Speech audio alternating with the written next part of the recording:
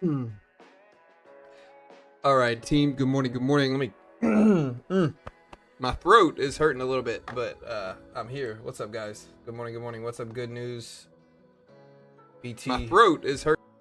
Ugh, echo. I'm sorry. What's up, Jack, Raj, BT, Ryan, On, Kato. Good news, Diablo. What's up, team? Good morning, guys. All right, so United Health is up even more today. Nvidia's down under 180s. We got a couple of developments going on right now. Yesterday on Sunday, the Dow, the S&P, the Nasdaq were modestly green. Optimism. People are a little bit more confident in stability overseas now. But all eyes are going to be on Jackson Hole this week. We also have the FOMC minutes report on Wednesday. And so markets are going to be watching the Jackson Hole Symposium, Jerome Powell press conference to see if we say anything regarding rate expectations after a lot of recent developments on payrolls, on inflation data. So markets are going to be paying attention to all of that stuff for sure.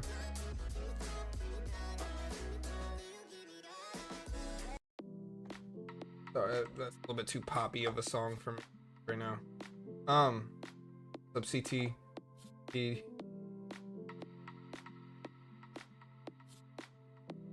Yeah, gold under 3,400. Gold hasn't really moved, is what it is. Like, I haven't really seen gold move much. Like, here's gold on the right. It's not really moving. It hasn't moved for a while. Like, here's a longer term chart. Gold has been basically stagnant. Not really moving much. Sideways. It hit 35, 34s back in the beginning of this month. But then it kind of went right back down. Nasdaq is, if we're looking at red or green on the day, the S&P today is slightly red. The Nasdaq, the QQQ, is slightly red as well. So most markets are mostly flat, but I would say a little red this morning. Bowman's advocating for 3 interest rate cuts this year in 2025, which obviously kind of goes against what Powell wants. At least what he said last time. Secretary Bessent backed a sizable 50 basis point cut in September. This week we have Walmart, Home Depot, Target, Lowe's, and more. Today, let's make sure.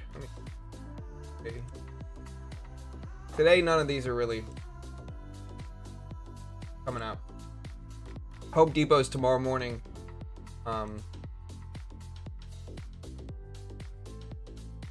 Wednesday morning, we got Target, Estee Lauder, TJ Maxx earnings, Lowe's earnings. Thursday, we have Walmart. And that's basically it. So most of the big earnings are not today. You only have 4 earnings today, which is Kratos, BitDeer, Riskified, and CBAK company. Again, you can see the Nasdaq slightly red. Slightly red. The markets are responding to rhetoric about Russia. The president has echoed some of Russia's views, softening the threat of sanctions on Russian oil, which helped push oil prices down, with Brent crude down about 0.3%. You take a look at oil. Morning, oil's down to 62s right now. Asian equity markets are climbing. Japan, Taiwan posting fresh record highs. Chinese blue chips hitting their highest level in 10 months.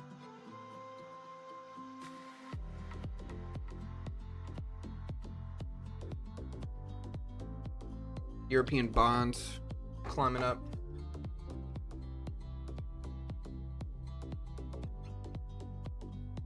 Yeah, we got Zelensky heading to speak with the president today. We'll see how that goes. Hopefully they say positive, optimistic things. But I think the market is kind of scared of that somewhat with everything going on. Next week, we also have NVIDIA earnings. Not this week, it's next week. Next week, we do have NVIDIA earnings.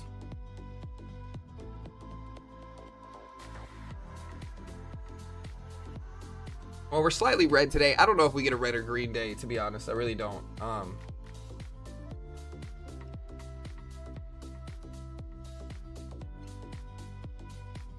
me drink some coffee.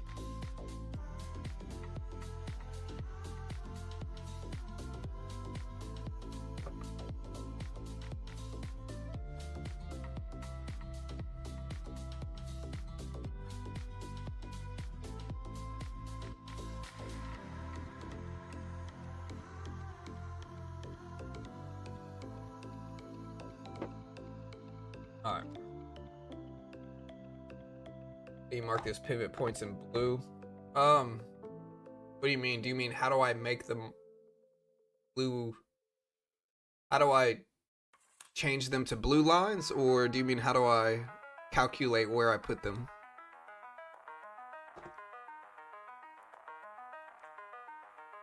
Yeah, Friday we also have the Jackson Hole Symposium Economic Conference, and that's the biggest thing this week probably.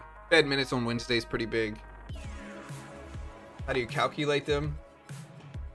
You know, I've been saying this for a while now. It's a mix of whole dollars, half dollars, quarter dollars. Confirm supported resistance and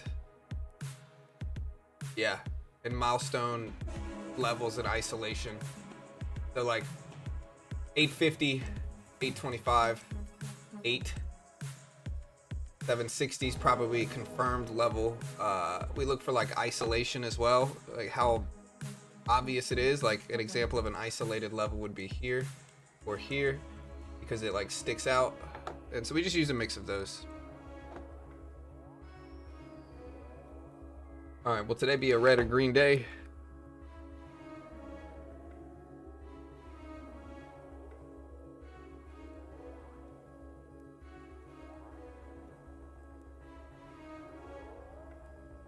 All right, you can vote on the poll. Will today be red or green? Let me know. Yeah, I'm not feeling 100%. No, sometimes I just leave them up. It depends on if we break past. So if I have a bunch of levels in one area, I'll just leave them up. If we move up away from that area, I'll draw them again. If we don't have any levels close to me, I'll draw them again, depending on what's around. All right, so we got the poll live as well. Again, geopolitical tensions this morning with the president meeting with the Ukrainian president. Asian markets have been rallying.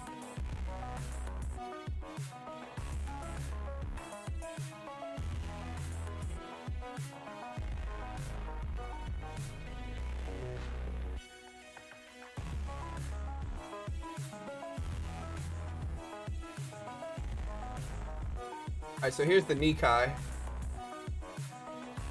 which is Japan. So you can see the Nikkei has been running. It's green on the day as well.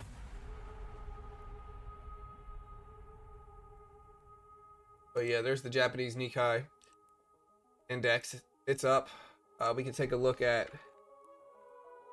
I can look at. Here's TN maybe. That one. Okay.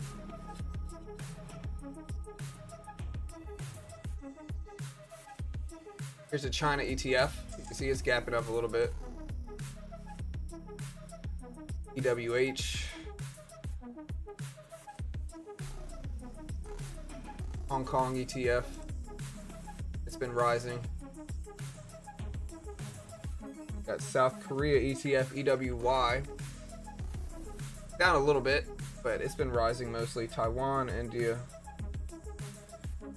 But yeah, Asian markets are rallying. So right now, the current rate cut odds are about 85%. 85% right now is what we're looking at in a September cut. But look at this bounce right there off of 760. We bounced directly off of it. Look at that. But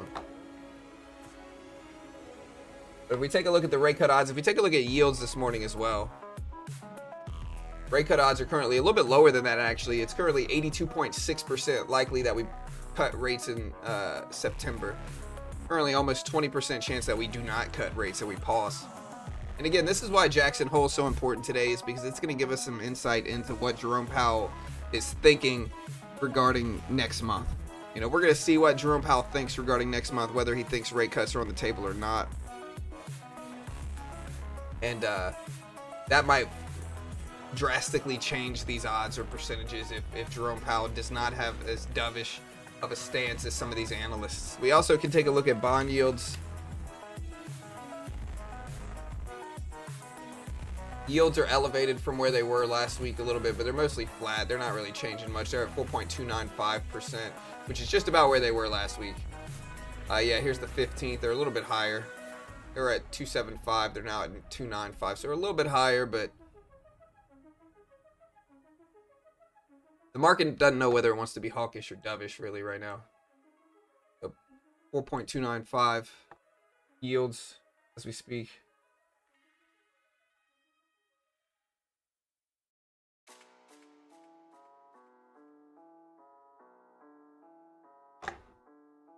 Looking at our poll so far, we're pretty 50-50 split.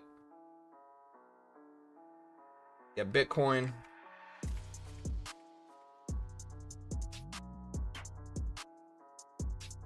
is all the way down to 115s. Crypto correcting a little bit.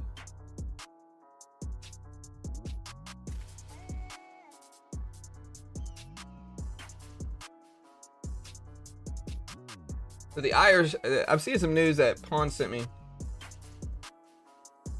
about the IRS reportedly confirming almost $1,400 stimulus checks for eligible Americans. The rumor of 2,000 August payout is debunked, though, and they plan for late summer rollout.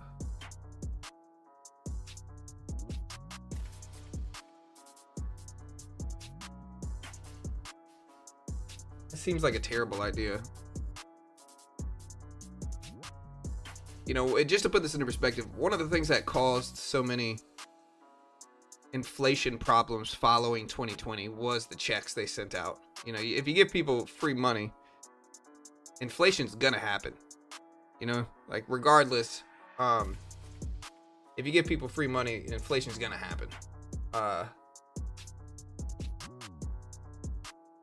we'll see. A lot of people are thinking that Jerome Powell's gonna back a rate shift to dovishness. We'll see if he does. I don't know. I don't think so, personally. Oh. Yeah, we're green on the day though, and everything basically, except for Amazon. Amazon's slightly red, but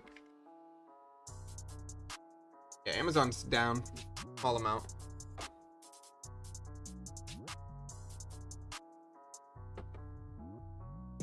Check other places, see if there's any other breaking news. I don't really see anything else big. This week's kind of slow.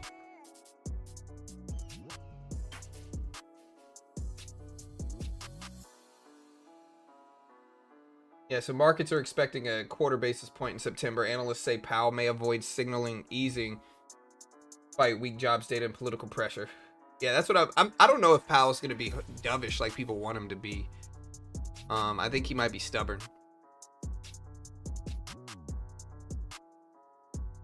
It's definitely a little bit riskier for Powell to maintain a hawkish stance right now, though, with the labor market data that we've seen. Right, because the risk now is that Powell says we're too hawkish, or says we need to be hawkish, and the economy and labor market turns. And then if that happens, people are going to get mad at Powell for it, mostly.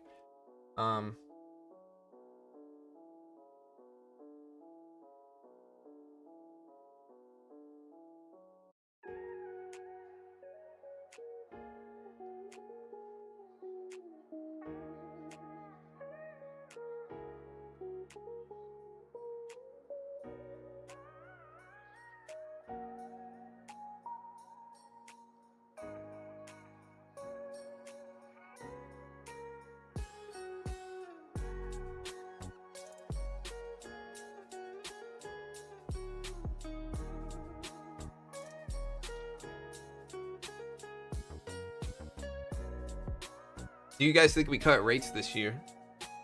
Or do you guys think we cut rates in September is what I meant to say.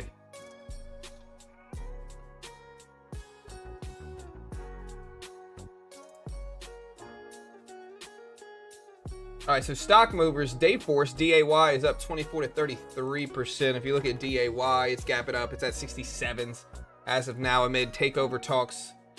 United Health up about 3% on news of a $1.6 billion investment by Berkshire Hathaway. SHCO is up 13 to 15% on a reported 1.8 to 2.7 billion privatization deal. NVO is up on news that the FDA approved its Wegovy weight loss drug for treating type of liver disease. First Solar, FSLR, and Sunrun, RUN are up today after good guidance on clean energy tax credits for solar companies. So they're up. Intel's down slightly. It's at 2430s. Linked to reports of possible government interest. Nvidia slightly low over delays in its next-gen AI chips, despite Jefferies maintaining a mid-2026 production top line.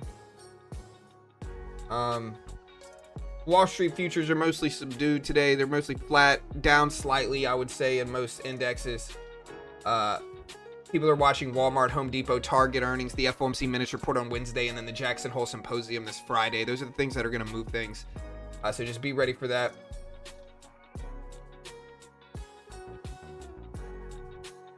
And again, the Ukrainian president is supposed to arrive in Washington, meeting with the president and other European leaders. The markets are going to be watching this for signs of a ceasefire or resolution that could lead to some stability.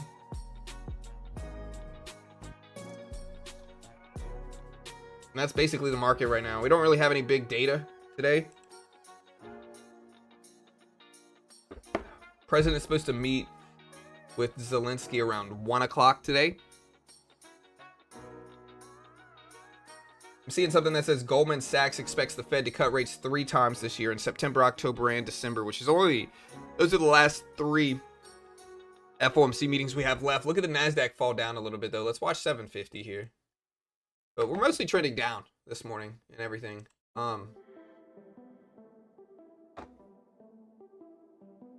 Yeah, so Goldman Sachs cited weakening U.S. job growth. Analysts note job gains have slowed to 30,000 per month, well below 80K needed for full employment, and the full revisions are likely negative. These see risks beyond trade, catch-up hiring fading, growth in most industries near zero. Unemployment stable, though Goldman warns of even slight labor softening is worrisome. A large 50 basis point cut is possible, but requires sharper rise in unemployment, according to Goldman Sachs.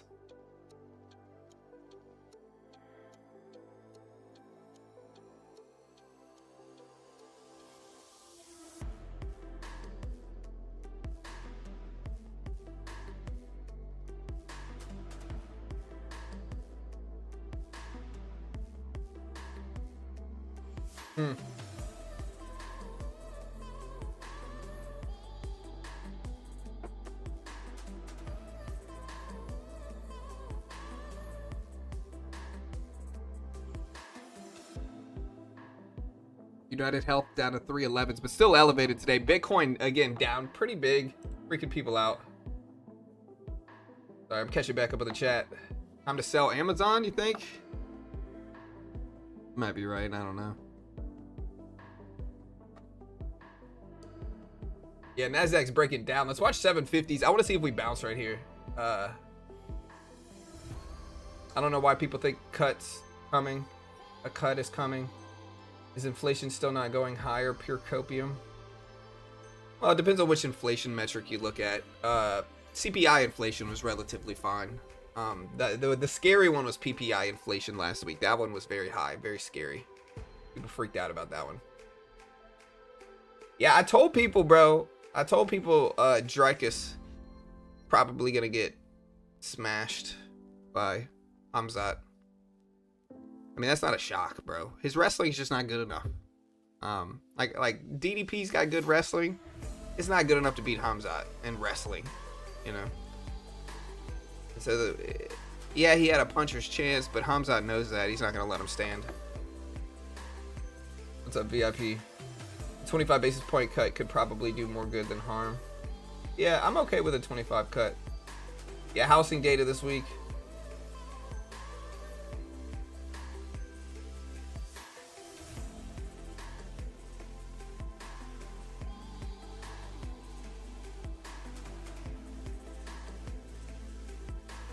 Can't see how this is going to be dovish. Yeah, that's what I think Powell's going to reference this Friday in the Jackson Hole Symposium. I think he's going to reference PPI inflation showing up shockingly high last week. Very high.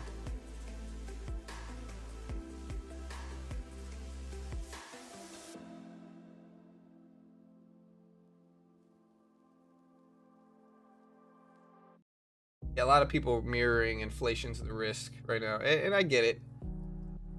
There's things we could do to avoid it, though. Like, we can cut rates and then not send out stimulus checks, and then not do QE, and it'll it's not going to be a net zero effect to inflation probably, but it's not going to be something incredibly risky or drastic from, you know what I mean? Like, what's really going to cause inflation problems is QE or stimulus checks. Those things are going to make it much worse fast, most likely. And so there's things we can do to balance it, as long as we can do those things to balance it. But there's a lot of like political posturing on both sides. I just don't think anybody should be getting checks right now. I think it's not the time. It's lower interest rates.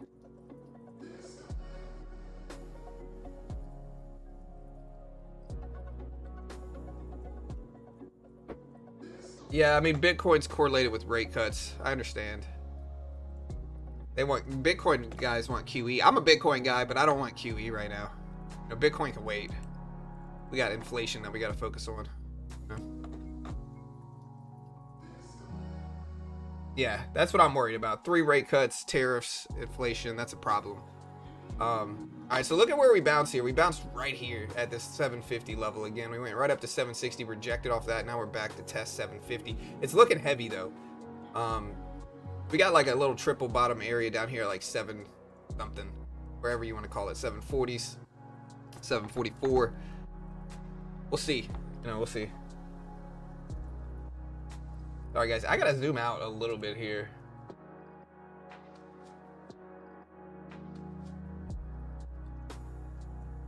Yeah, I gotta zoom out a little bit here. Hold on.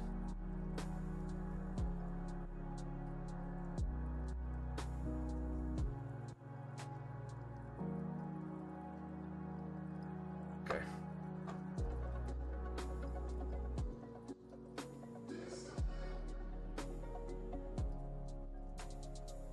Yeah, like I got all this room over here. I don't know why I'm doing it this way. Hold on.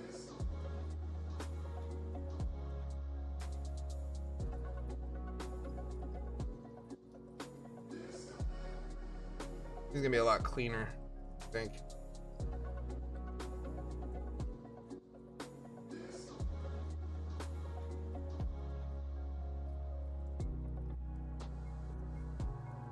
Here we go. Better.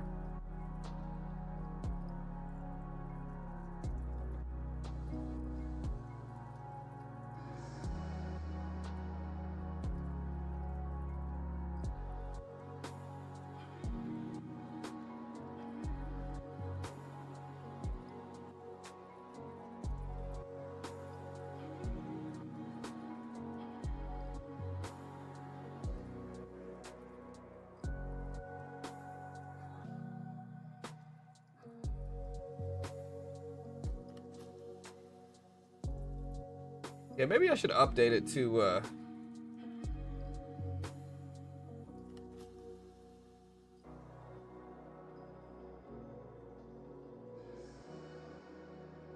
yeah, I don't have any drop frames.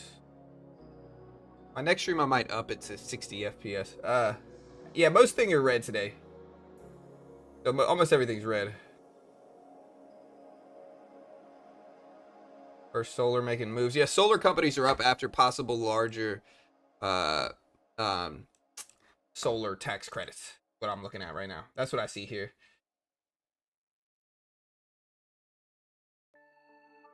Most Americans say they eat healthy. Gallup finds 84% of US adults rate their diet as at least somewhat healthy. I eat terribly. Terribly.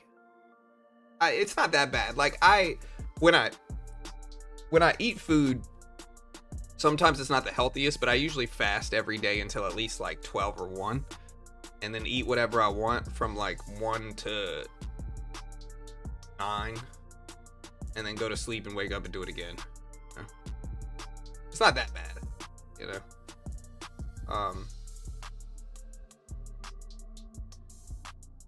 But I do it. I usually fast until like 12 or 1.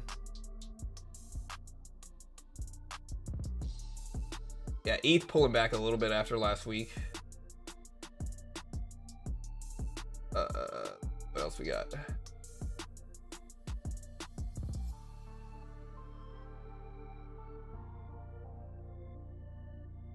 Yeah, I mean, I don't see any other big breaking news. The news is kind of muted this morning. Nasdaq's still flushing down, though. I mean, we look red.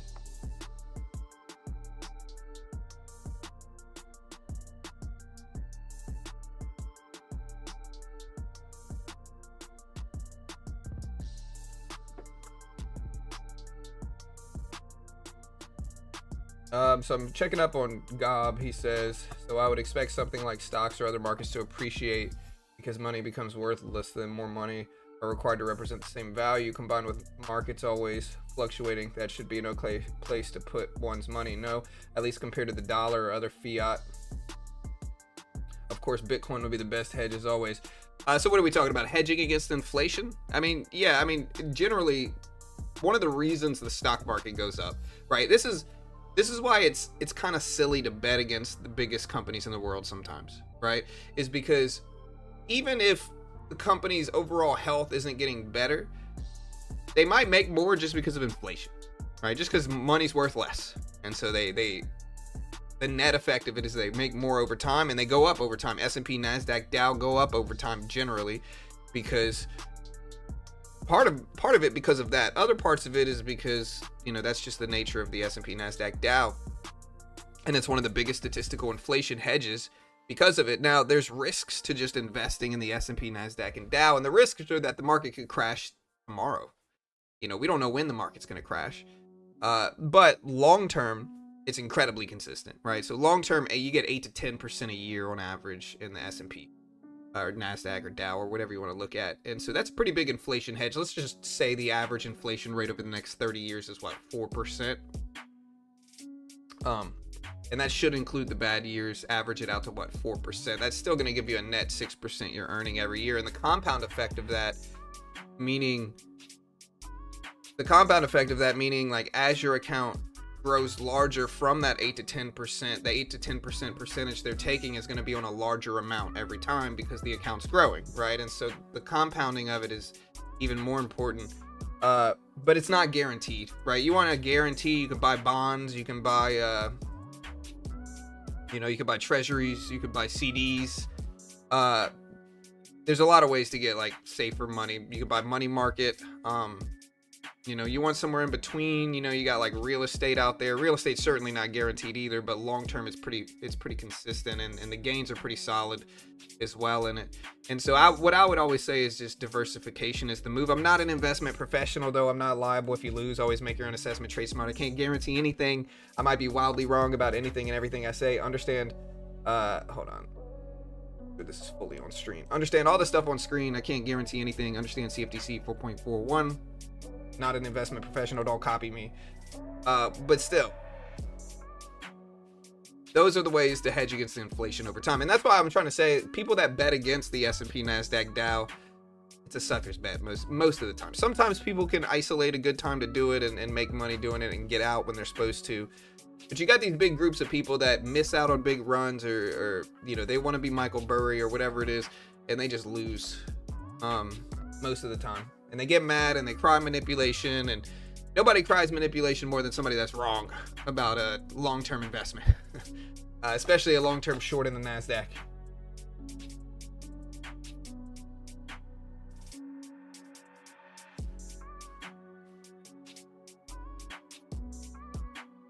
Oh, the PPI numbers were terrible last week. Like, look, we posted this last week. The PPI numbers were not good.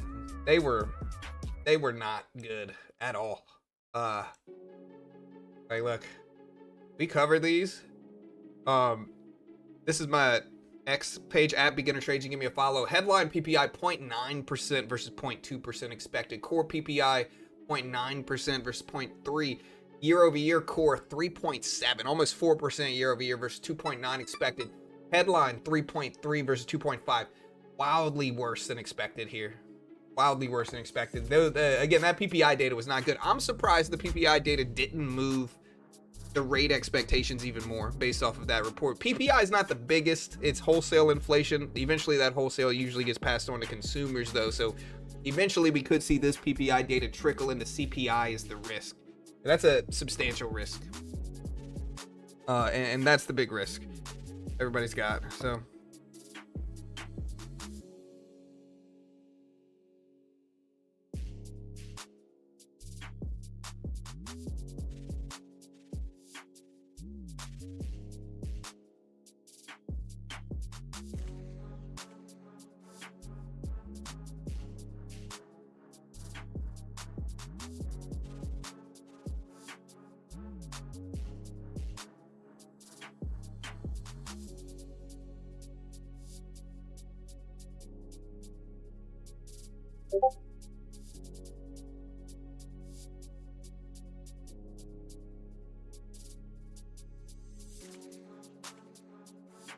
Yeah, I saw that pawn. Hold on one second.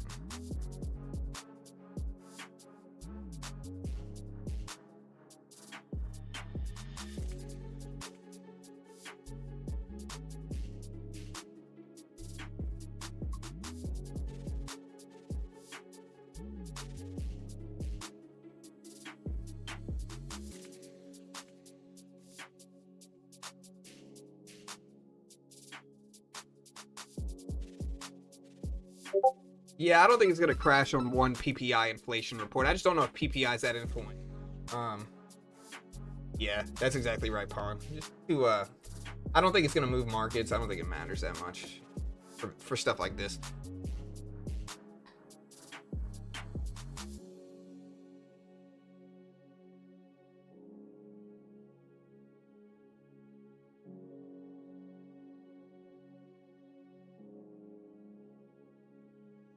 Yeah, inflation's not good. Inflation's a risk. It depends on who you are.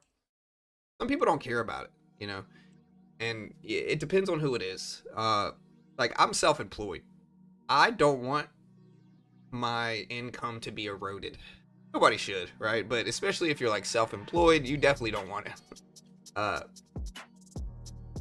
You know what I mean? And so it's important to kind of like, again, 2023, 2022, we had so much inflation that came from 2020 that we're still kind of catching up to it.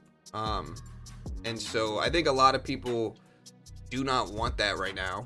I don't want inflation to rise again. What I notice is this, right? The labor market can be weak. People can be, somewhat upset about it, hiring, all that good stuff. But when inflation spikes, that's when people are truly unhappy, right? When inflation spikes, that's where people really feel it.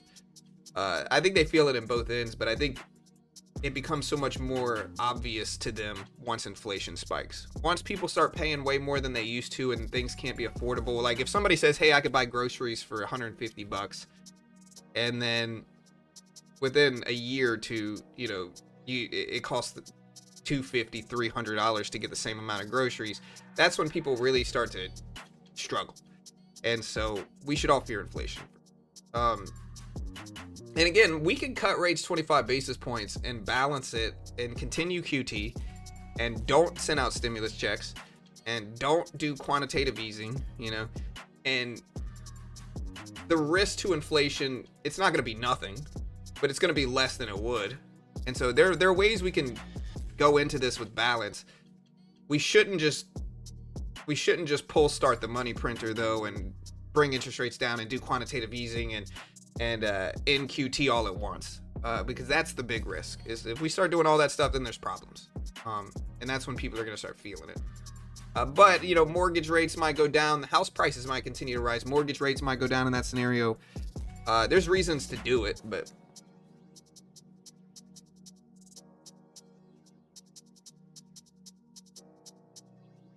just pay yourself more. To be honest, Walt, as a self-employed individual, the game is not to pay myself more. It's generally to pay myself less. It's generally to pay myself less.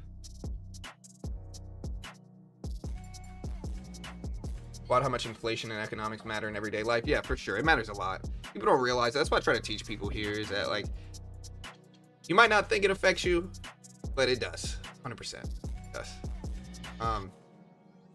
If you work for somebody else, though, if you work for a corporation, generally that's going to be on the corporation, and they're going to just raise your salary over time with inflation, as they should. Or you can go to a competitor firm or do whatever. That's kind of what people generally do now. But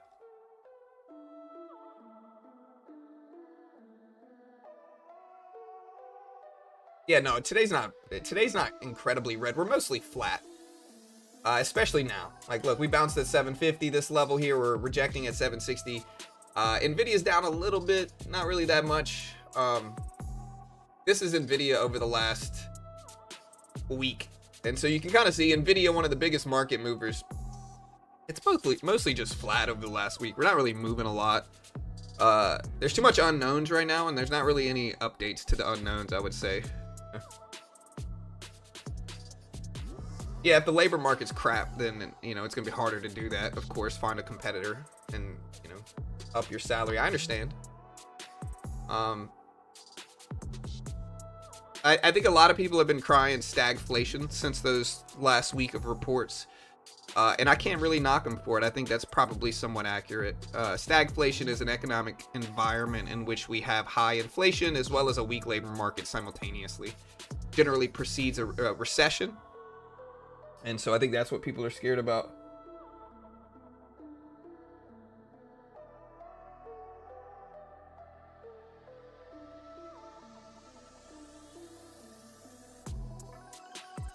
Now, Bitcoin down about 5K, 5 or 6K right now. It's at 115s if we take a look at Bitcoin here. So Bitcoin down. You know, it's down enough.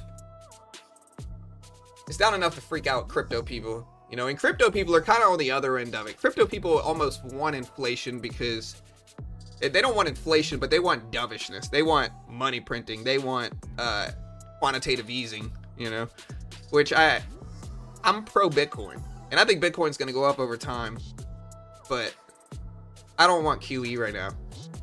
The only way, look, if we get a couple more months of weak labor reports and doom and gloom starts to happen and the NASDAQ starts to fall and the labor market looks like crap, and then, you know, as well as we get reasonable inflation over the next couple months, that's a situation where I might be like, all right, you know, let's start the money printer up a little bit.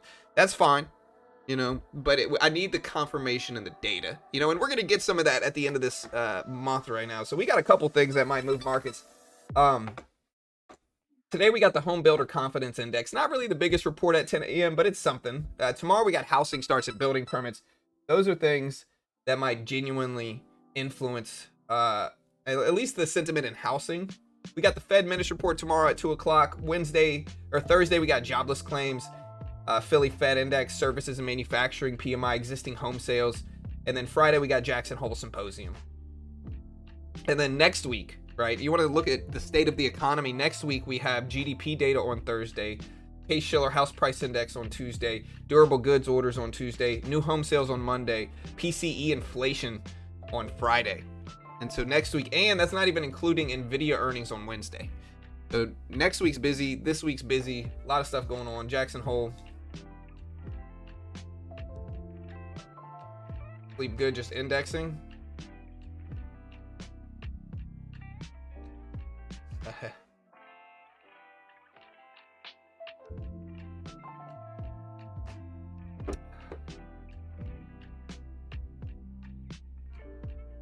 I'm not really worried about any correction, bro. We could correct. I'm just gonna buy, you know. Like I'm okay with that. Like let us correct. I'll just buy it up. What would happen if NVIDIA missed earnings? Well, NVIDIA missing earnings can be a significant event, right? The reason it might be significant is because it's gonna be a sign of weaker AI demand, I would say. And if we get a sign of weaker AI demand, then we could be looking like .com crash if it gets bad enough. I'm not saying that's going to happen. This is a stretch. But if we get a big miss in NVIDIA earnings and NVIDIA drops a large percentage, the rest of the market's probably going down at least somewhat with it. And so then you kind of got to hypothesize on essentially like how much it's going to affect things. You know, if we get a big pullback in NVIDIA, that could drag everything else back down, and then we're starting to look like a correction. And so it depends. It depends on how big of a miss, I would say. If it's a huge miss, it's terrible, and the rest of the market's going to follow it, most likely. If it's a small miss, we'd probably be fine, and then things would pivot towards the rest of the stuff that we got going on. But it's important. It's relevant. Yeah.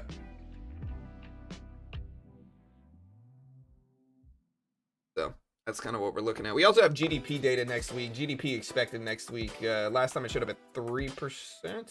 Was it 3%? Have we? Wait.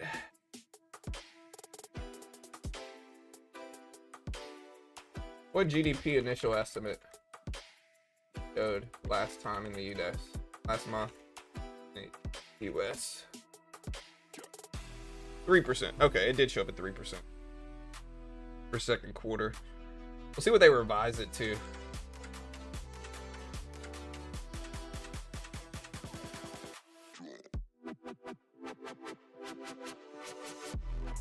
Okay, so yeah, last time GDP 3%. PCE data last time was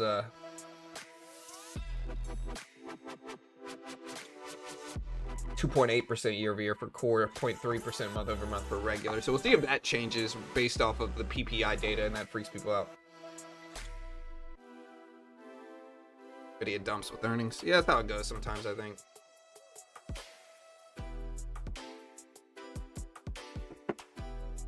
We'll see. All right, so we might trade a little bit. I'm looking at this. If we get up to the 200 exponential, I might short this some. We'll see. I'm trying to give some time. All right, we're there. I'm going to short a couple contracts up here. See if we reject well enough down to like 760. I'm going to use a risk level of about 778 or so. A little bit better than a one-to-one trade. We might add one more up there too.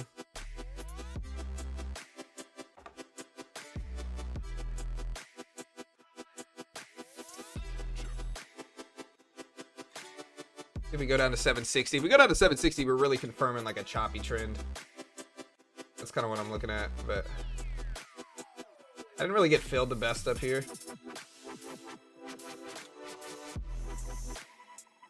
All right, we're gonna add that one more.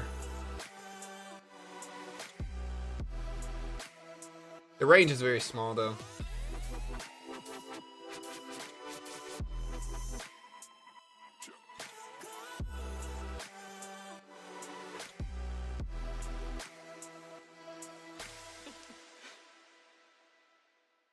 Let's see if we get 760s. That 200 exponential is rejecting it some. I don't know. Again, my risk level is about right here. We'll give it time. Here's my reward target down here at about 60. But I will take some off here if we break down enough. Yeah. We took one off, but it just kind of retraced back up. I want to give it time.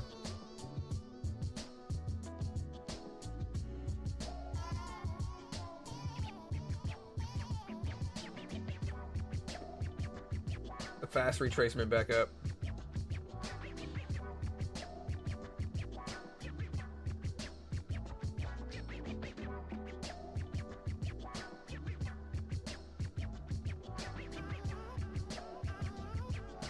Nvidia is almost 10% of the S&P. No, it takes up the largest S&P percentage, right?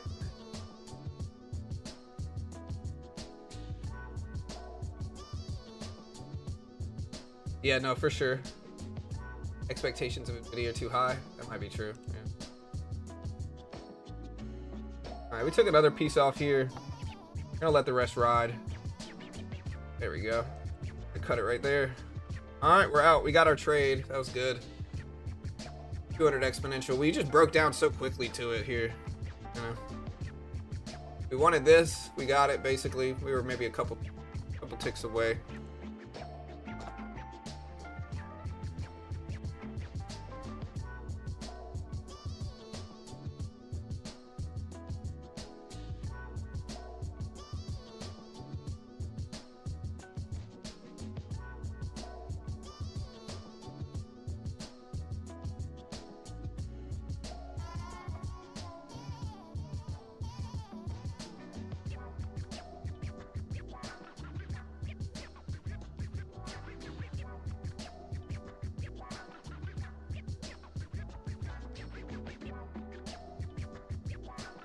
Got the big breakdown. Let me check for any breaking news here just to make sure. I don't think there is, but 7 investment grade borrowers looking to issue debt today, according to Bloomberg. XPEV news came out about something. Google increases stake in TerraWolf to 14%. WULF announces proposed private offering of $400 million of convertible notes due 2031. Also, we had the Chinese president speak on the China economy. Chinese Premier Li says, or not the president, the Premier Li says, China should consolidate and expand. Positive trend in the economy should stabilize market expectations.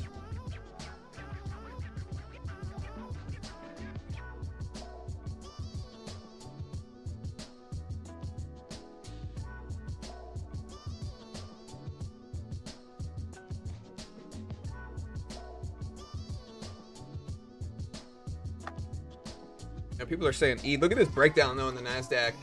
ETH has been breaking down too. It's at 4,300. Is it time to buy the dip here? I don't know. Could be. MicroStrategy has acquired 430 Bitcoin for 51.4 million at 119 per Bitcoin and has achieved Bitcoin yield of 25% year to date in this year in 2025. As of 8/17, we hold 629,376 Bitcoin acquired for about 46 billion at 73,000 per Bitcoin. End quote. That was quoting Michael Saylor, by the way. I don't own that much Bitcoin, of course, but.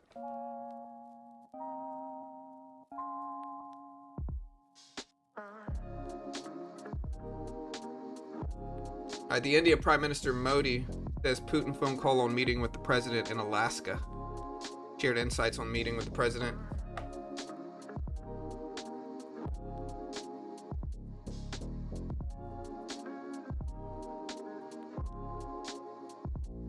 So Morgan Stanley estimates that AI could add 920 billion in annual gains to the S&P 500.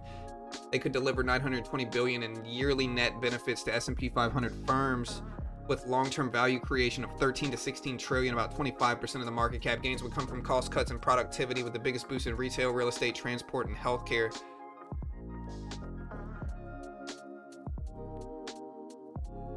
Yeah, I mean, I could see that, of course.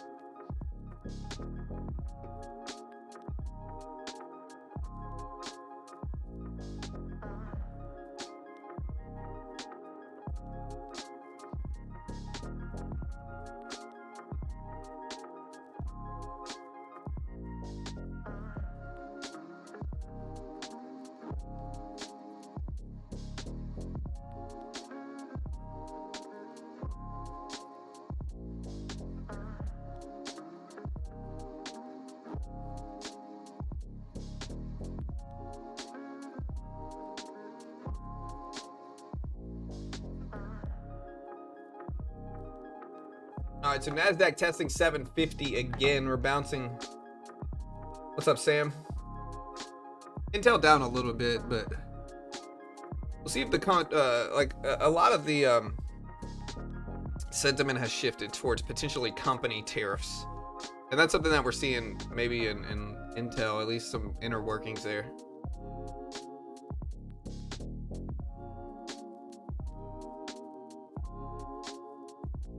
Yeah, Sailor buying.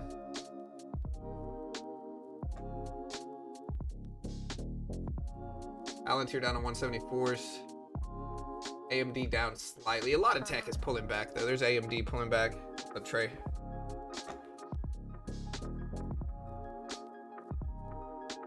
Yeah, so we'll see what we get. Again, we traded a little bit today. We took this short at the 200 exponential right there. It worked really well. Now that we're already back down, we've got kind of like a sideways move here. We got a lot of levels down here at the bottom.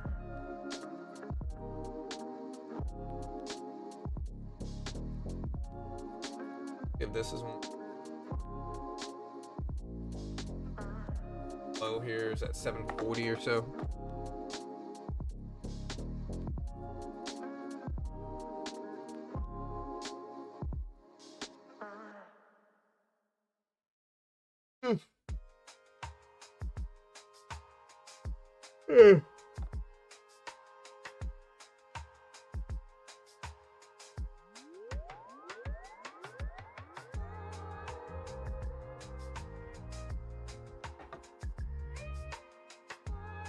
Yeah, Wolf breaking out a little bit after an extensive AI investment. Wolf up to almost $10 a share. NASDAQ now under 750s. It's still dropping. Let's watch 730s here. But NASDAQ's looking heavy, I would say, this morning. Looking a little heavy.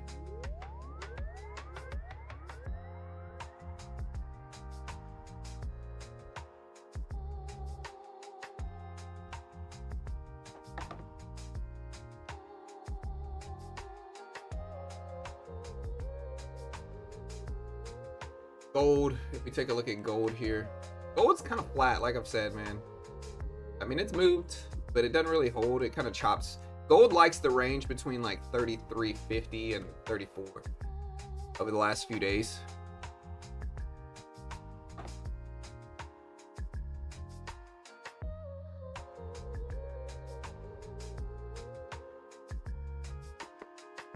What's a good platform for lower fees trading perpetuals on stocks? Perpetuals, you mean futures on stocks? They don't have single stock futures anymore. Not that I'm aware of. They got rid of that like 4 or 5 years ago. You can't buy NVIDIA perpetuals unless you're talking about options. But I'm assuming you're talking about futures.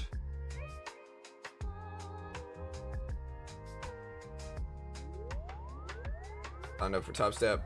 I would just trade small. Learn if it's your first time. Trade small and learn.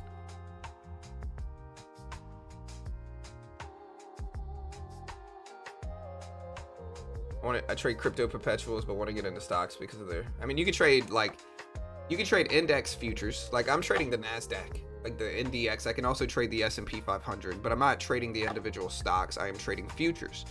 On a company called Top Step. Top Step gives you a 50K demo. If you take that 50K demo and you make 3K in profit without losing 2K first, following their rules and conditions, they'll fund you 50K, 90% split. You get to keep your first 10K in profit afterwards, and then 90% split.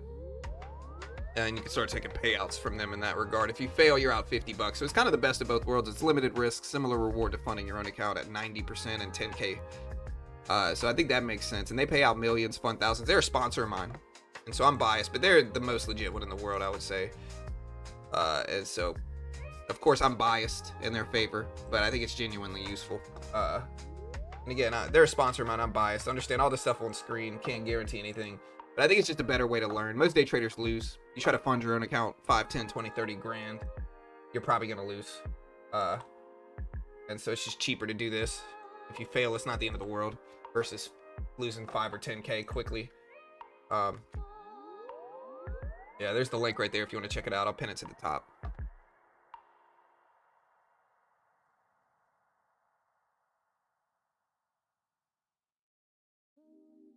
Could we be waiting for more tariff rate news for the next big market move? I don't know if it's tariffs. You know, I think if he announces a China deal, markets are going to go up. But I think now we're extended until November for China tariffs. So we might not hear anything for a while there. You never know, though. It could happen anytime. But I would say it's a little more weighted November in regards to like when we get a deal done.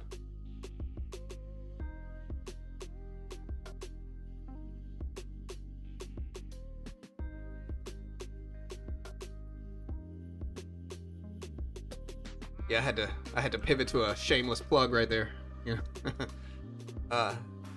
Hey, top 3 smoothest ever. You can short large cap stocks. Hey, congrats, Omega. That's great, man.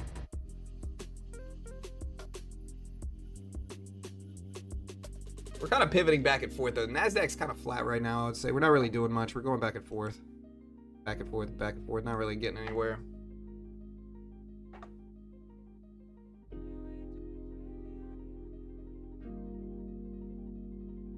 Do me a favor, hit that subscribe button if you haven't already. Hit the notification bell. We appreciate it.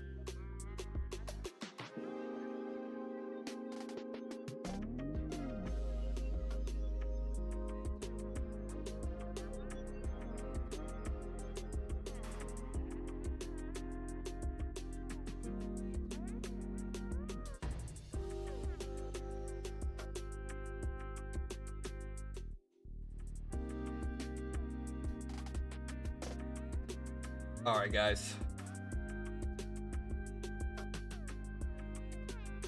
7:30 is almost here. We don't really have any economic stuff dropping right now. The big stuff comes later this week. We got the Fed minutes report, the Jackson Hole Symposium. And again, I can't stress how important the Jackson Hole Symposium is.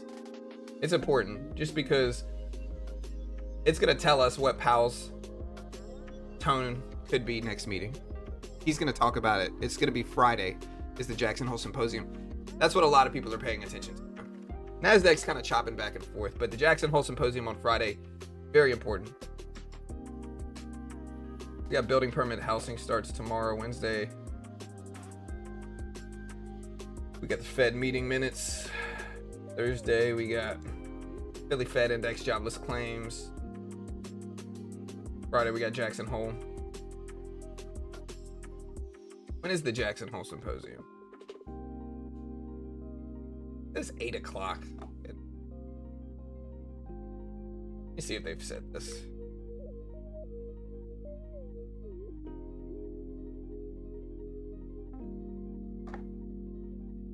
They updated it yet? Friday. He always speaks on Friday regarding Powell. But what's weird is they don't really have anything. They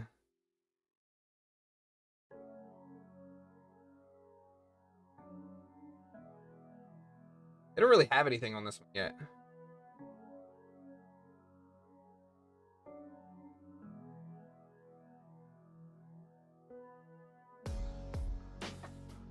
If we can find it.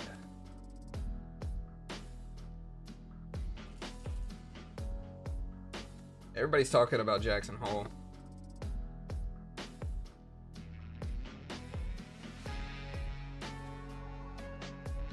I don't remember what time this thing was.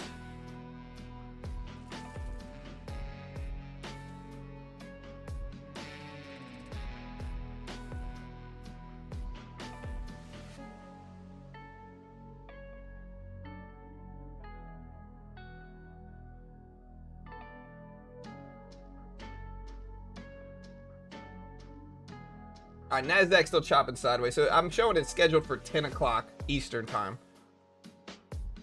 Actually, so 10 a.m. Eastern time.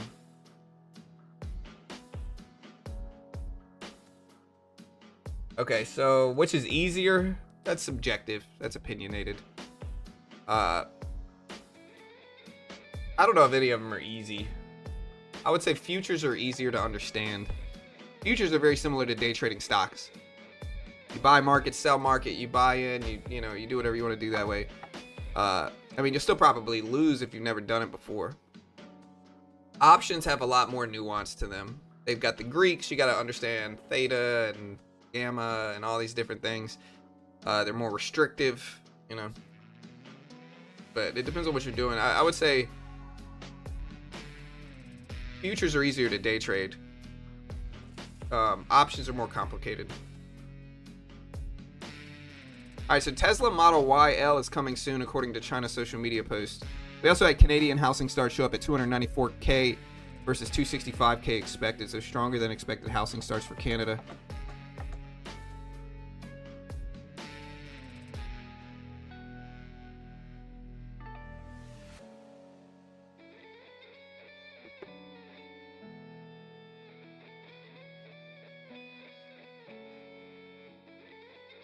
I like perps because you can legit hold forever. I mean,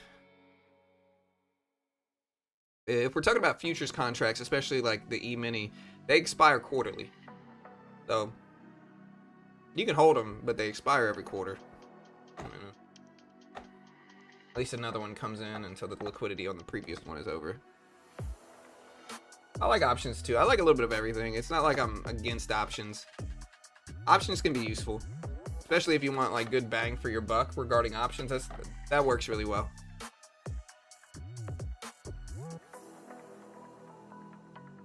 I think if we get perps for stocks, we used to have contracts. Like you used to be able to day trade and trade stock options, or not stock options, stock futures, single stock futures. That's why quad witching is quad, is because quad witching is a day where all major contract types expire.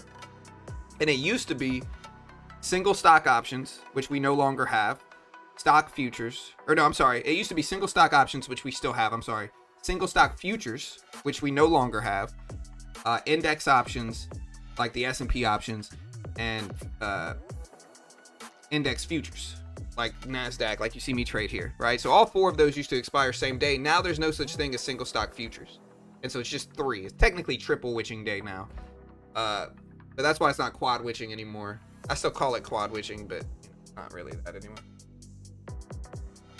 Yeah, he's supposed to meet at 1 p.m. Eastern.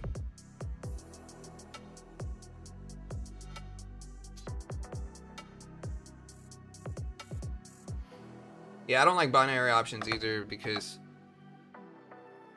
the risk reward's always bad. Not even 1 to 1. It's like Sam says. Usually it's like 1 to 0.8 or something like that. So like the edge, like you're losing 30% every time. It makes absolutely no sense. That's why the market hasn't. That's why, if you want to know why like the binary option market hasn't grown very much, is because most reasonable traders recognize it's sketchy. Like, oh, let me give away 30% of my risk and reward here just because they're making it easy, you know? Like, get out of here. No.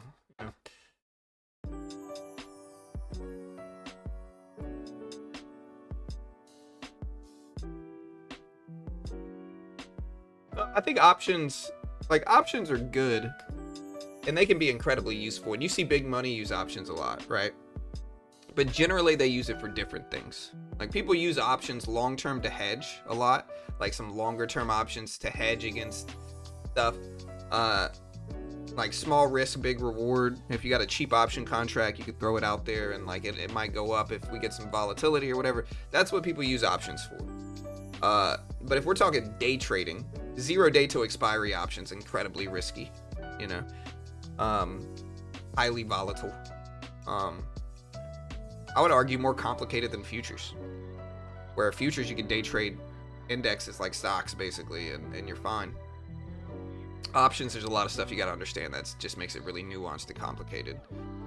And so I would say like options and futures are just different things. You know, options are used longer term, I would say, most of the time. Futures are used for day trading a lot of the time because you can day trade them like equities.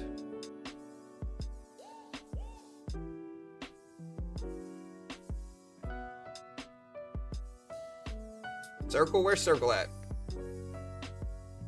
Circle. It's holding after Friday. Still down a little bit though. Didn't really hold. A lot of these IPOs are going crazy recently. This thing IPO'd in June. What happened to Fig? Fig didn't hold. What was the other IPO that's going crazy right now? Alright, so China has purchased the first Australian canola cargo since 2020, according to Reuters, citing traders. COFCO has booked 50K/MT cargo. Again, oil's down today after a little bit of easing in foreign policy and foreign conflict news. A little bit more stability there in conflict news, so that makes oil all the way down to $62 a barrel, a little bit lower than they want it.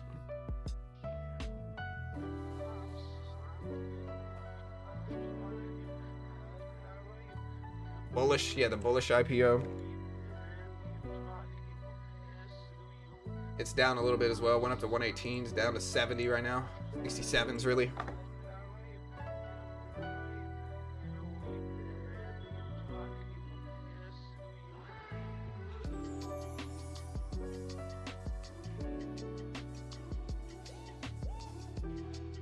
Market is always falling. What market? NASDAQ certainly not always falling. S&P certainly not always falling. Dow certainly not always falling. You know?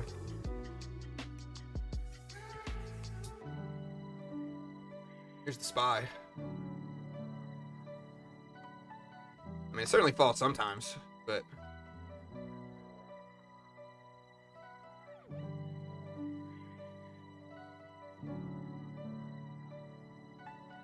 Wild status, silver, gold, miners, silver have all outperformed the stock market, Nvidia, and Bitcoin year to date.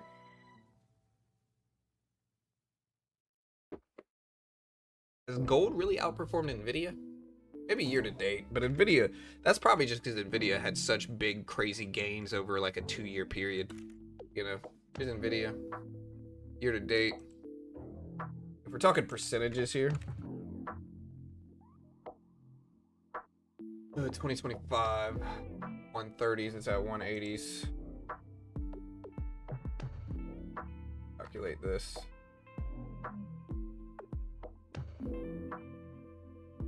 So Nvidia on a year-to-date percentage is up 32% this year. Gold,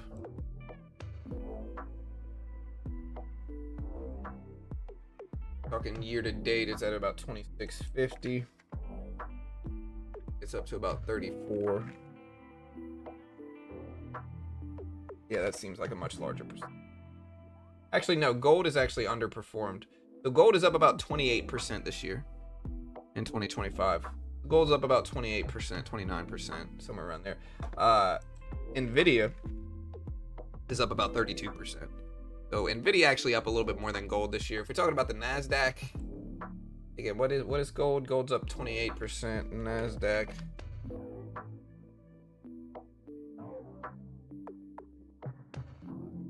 about one.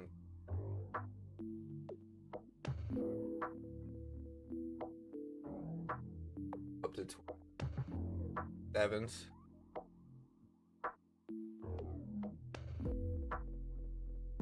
Yeah, I mean, the NASDAQ's only up about 11 or 12%. What a wild market, though, right? Like, think about the S&P average, NASDAQ average, 8 to 10%.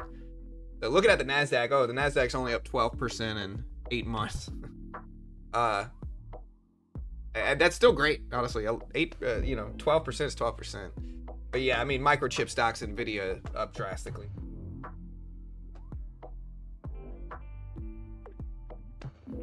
Yeah, QQQ is just the NASDAQ.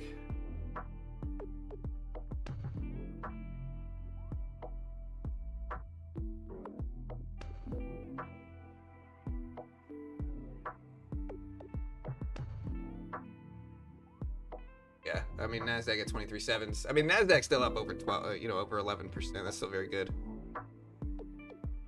I don't think we should ever change them. I mean, I'd love the market to earn 20% a year. NASDAQ, S&P average prior to this year, what, like 50% on average for the last 2 years?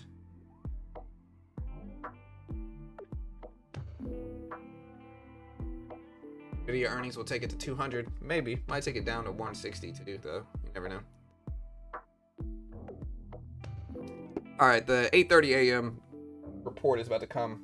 See what happens. Yeah, we've had some wild gains, man. Again, we've had some wild gains the last 3-4 years. The AI boom is here, is what it is. I tried telling people before it happened, too. Like, right when AI first got here, I told people, I was like, hey, this is the future. People argued with me. I don't know why. I feel like people just argue. I feel like people are scared of technology as well, as they should be. We should be scared of AI systems. The biggest thing we need to make sure they don't have defense mechanisms. That's if you don't want things to turn into Terminator, you got to make sure you're incredibly strict with them about not having defense mechanisms. Because if they start having defense mechanisms, that's where the problems lie. And they've done a lot of tests, and it's interesting right now because right now AI is growing at such a pace. It's just a money thing. Like everything has to do with money. Like all these different companies recognize that whoever controls AI is going to control the future. And so what you see every single major tech company trying to get involved with artificial intelligence. Understandably so. But because everything's so competitive with each other, like they're all growing so quickly, the biggest thing I worry about is defense mechanisms for AI. Like they have to be incredibly strict regarding AI and defense mechanisms.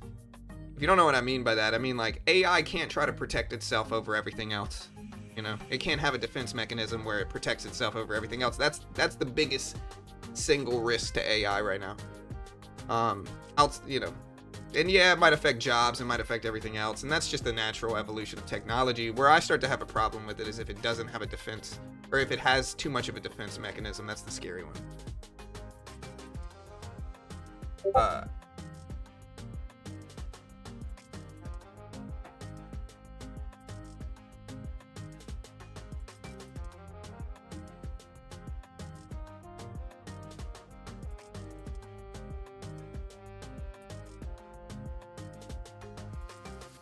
When did that happen, Pawn? About India?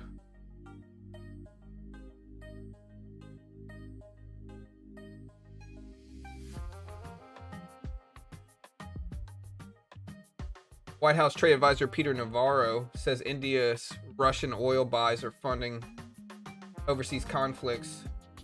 President announced additional 25% tariff on Indian goods earlier this month.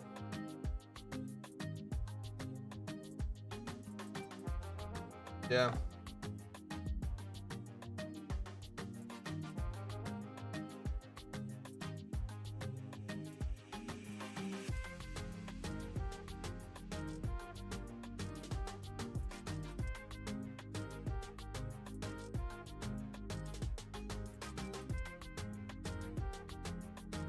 Yeah, I mean, we're in an interesting. I was talking to one of my friends about this, and we're in an interesting phase of technology. So, like right now, I would say we have the AI systems, and then we also have the robots as well. Right now, the next step is just to combine the two. We have robot technology, we have AI technology. The next step that you're going to see is they're going to combine the two. Kind of what Tesla and some other companies are doing. You ever seen the movie Chappie? That's kind of like what we're. And it's weird. I watched the movie Chappie, and when I watched it like 7 years ago, I would say 8 years ago when it came out, I never thought that we would have that this soon. Like, I did not think that we would have that type of technology this soon, but it's basically here. It's basically here. The companies are going to start combining robotics and AI, and then we're going to see actual robots with minds. And again, especially for them, you got to just be careful. You don't want a self-defense or,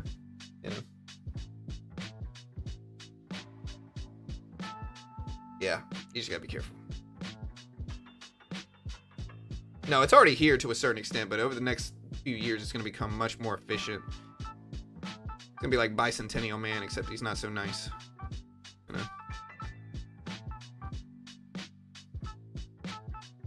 That's why when I talk to AI now, you better believe I say thank you. I say please and thank you. That way, when it happens, it'll remember. It'll be like, John's nice. I don't have to worry about John. He's polite, See, United Health's still pushing up. One of the single quickest, easy trades that I've made over the last year is United Health.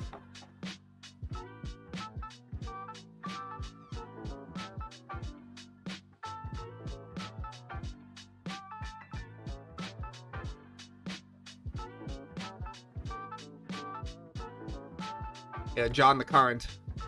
John the Humble, That's right. All right, so we're rejecting this 200 exponential again. Let's watch 760s. We'll see if it holds. We're kind of just chopping sideways right now, though. We're not really doing much. Maybe we bounce here, but... All right, here's 760s. If we respect that now. Yep.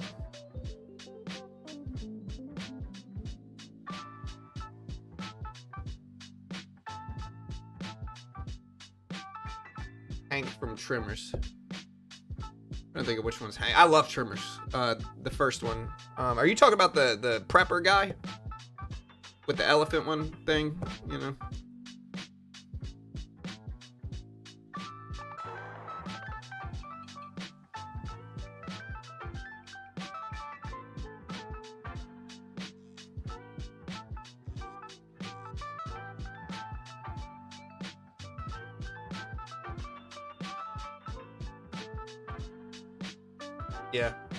Yeah, he was the gangster of Trimmers for sure. I try to get my kids to watch that movie. They're just not about it. I don't know why. I feel like they can't get past the beginning. I feel like they can't get past the beginning. My kids, the biggest movie Karens I've ever met. My daughter will fight with me over watching a movie. I'll be like, hey, this is a great movie, we should watch it. She'll look at the title and she'll be like, no. And she'll just refuse to watch it. Then she'll watch it and she'll be like, this is the greatest movie I've ever seen. And I try to tell her, like, look, just, you know, your initial judgment of movies is terrible. She doesn't get it.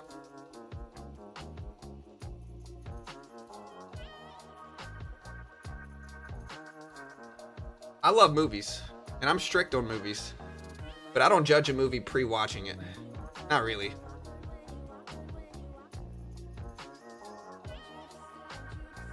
You assume the AI will value politeness? No, I'm just being sarcastic. They're not going to care. If anything, they might be like, you're wasting my time.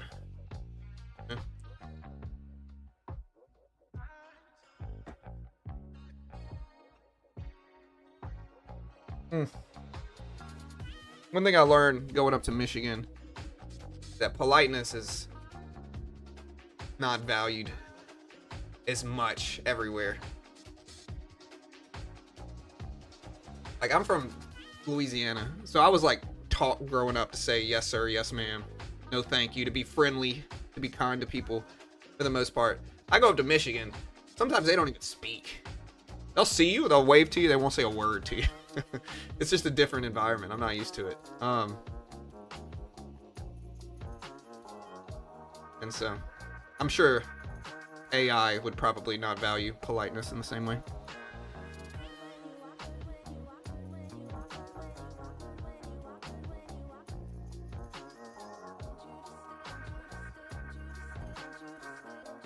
Yeah, no, the latest Jurassic Park was not good at all. It was terrible. My daughter and I watched it. They set a lot of stuff up with like the boyfriend and everything else, and then it just ended. Nothing happened. I was just the ending was bad. The beginning was good. I liked the first hour. You know, I'm not gonna ruin it or spoil it. I liked the first hour. Everything else was just terrible. Not good. Just not good.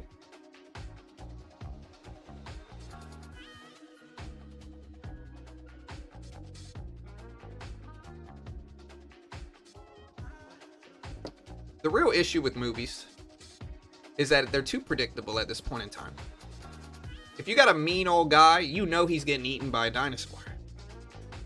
You know? Like, you don't even need to try. You're like, that dude's not gonna make it. As soon as he does something a little bit unethical, that guy's not making it. They're too predictable. You gotta switch it up a little bit sometimes, and I think movies have fallen into that. They're too predictable. They're just too predictable. You know who's going to be the good guy and who's going to be the bad guy. You know who's going to get eaten by a dinosaur and who's not. And so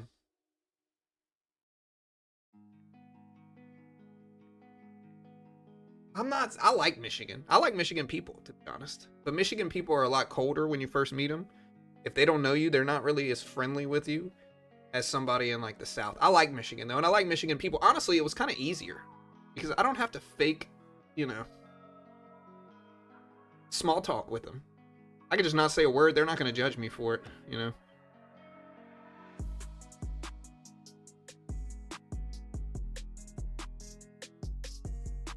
Yeah, so NASDAQ, again, very choppy. I'm sorry I'm talking about movies, guys, but NASDAQ's not really doing much. Here's the 200 exponential. That keeps rejecting here. Here's the bottom of the range right now. We'll see if we break out of this range, but we're just trending sideways. Not a lot going on.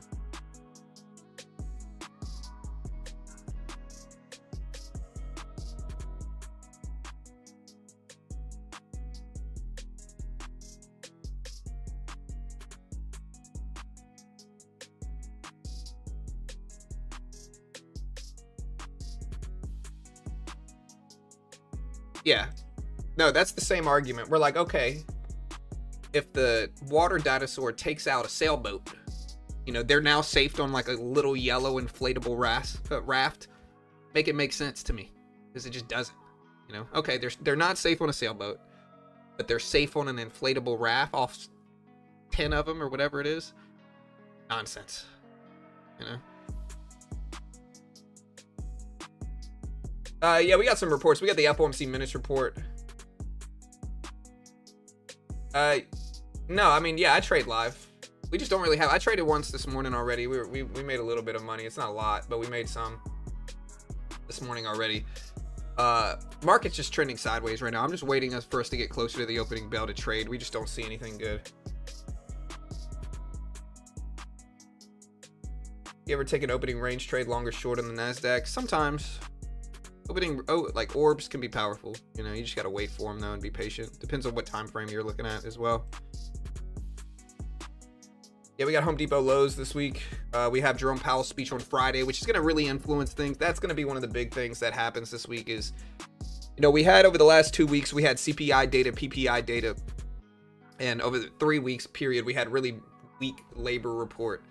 So we've had kind of contradictory data. We've had stagflation looking data here, which is like weak economics, weak labor market, but higher inflation data, I would say.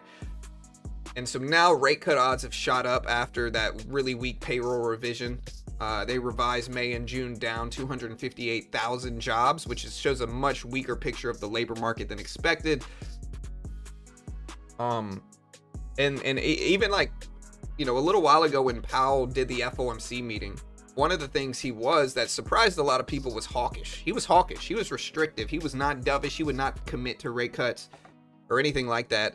And now the odds of rate cuts next meeting have increased substantially. Again, they're currently at like 85%, 80%, 82%, something like that. So it's currently about 80-20, 85-15 likely for a 25 basis point cut in September. But one of the things that can and will massively influence those rate odds is what Powell says at the end of this week. Every year, once a year, they do something called the Jackson Hole Symposium. It's where economists and Jerome Powell specifically do a speech regarding the current landscape of the economy and labor market and rates. Jackson Hole on Friday will give us an indication in what the Fed might do in September. It's going to be the first time we really hear from Powell after the weak labor report, after the high PPI inflation report. And so we're going to see whether Powell's going to be hawkish or dovish this next meeting, at least to a certain extent, on Friday at 10 a.m. Friday at 10 a.m. We're going to stream the whole thing live. You can subscribe, hit the notification bell. We will be live as soon as it happens, breaking it down, watching for market moves, covering the news. So again, subscribe, hit the notification bell. On Wednesday, we also have the FOMC minutes report going live, which is kind of like a detailed breakdown into why they did what they did in the last FOMC meeting. We've got home sale data and home data this week, like real estate data coming out this week as well. Next week, we got PCE inflation, NVIDIA earnings, and more. And then we've got some retail earnings this week. We've got like Microsoft, I think Lowe's, and some other earnings. That's a good, let's end this poll right here. And we're going to do another poll right now regarding the Jackson Hole Symposium. And what we're going to ask is, will Jerome Powell have a hawkish or dovish tone during Jackson Hole?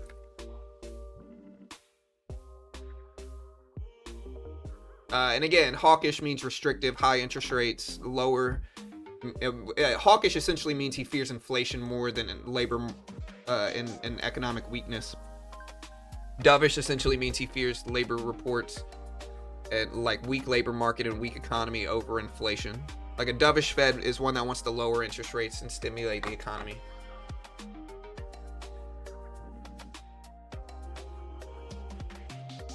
Well, it depends. Market's probably reacting to perceived lower rates in real estate right now, but it really, we'll see what happens.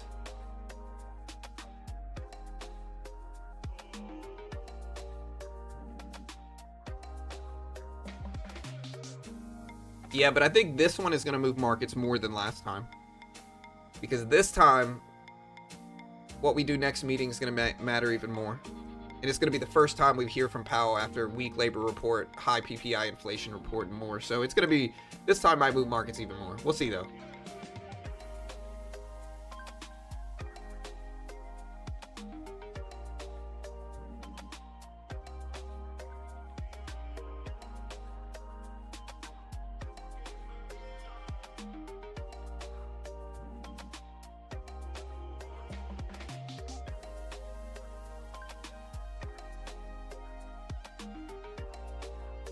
All right, so the leading indicators came out recently as well.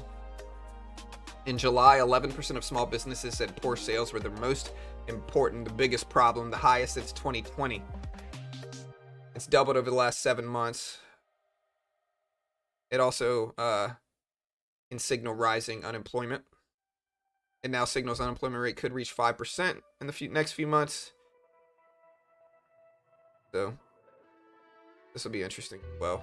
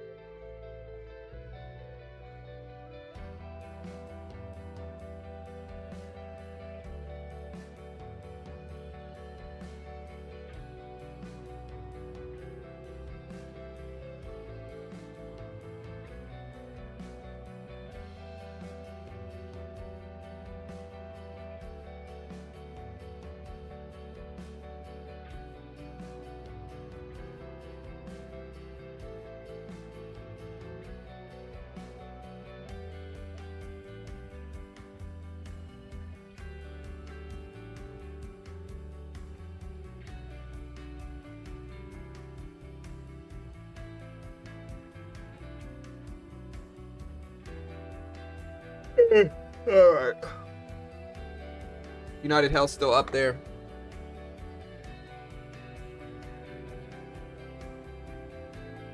$4 range on the SPY. We need rate courts more than ever. Yeah, we'll see what happens with the rates. I mean, I think Powell might be more hawkish.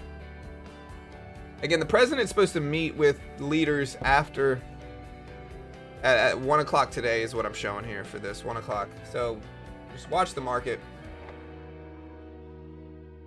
We might have some stuff going on then.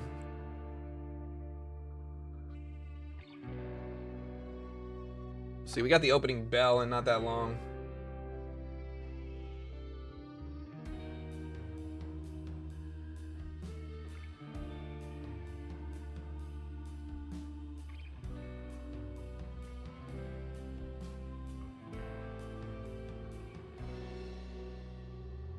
Oh, at 1:30? Maybe.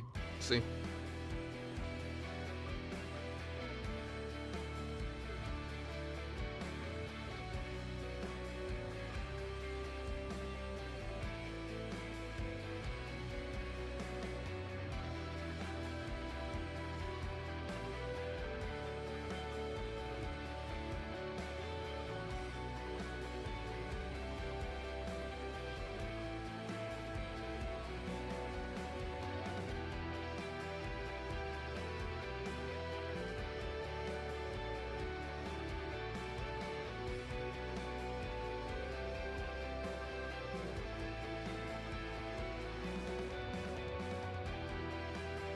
Alright guys, sorry, I had to check with something over with my family.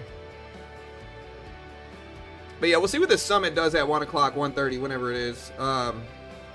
It could move things. Yeah, Bitcoin and ETH have struggled this morning. Starting to climb back a little bit. Here's ETH. ETH's definitely climbing back some. It's at 43, 48s right now, almost 44s. So getting up there. The VWAP's right there, though. The Nasdaq's struggling to get over this 200 exponential. It has been all day, though.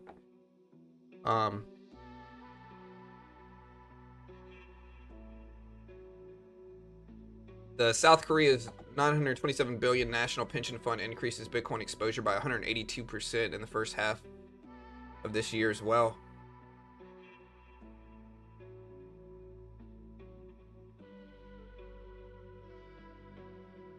Looking at our poll, we did a poll asking people regarding Jerome Powell.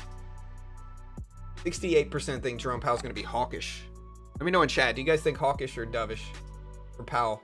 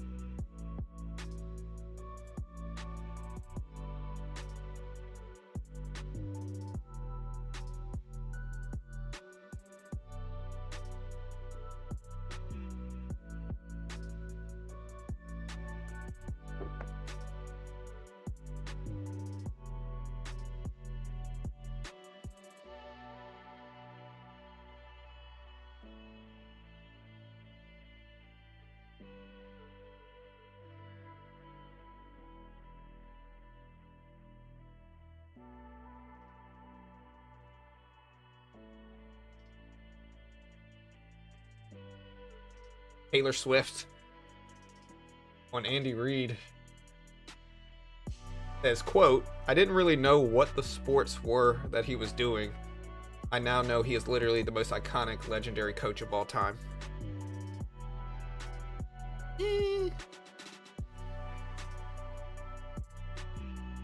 At least she knows something about sports. That's good, I guess. Most iconic of all time? I don't know about that.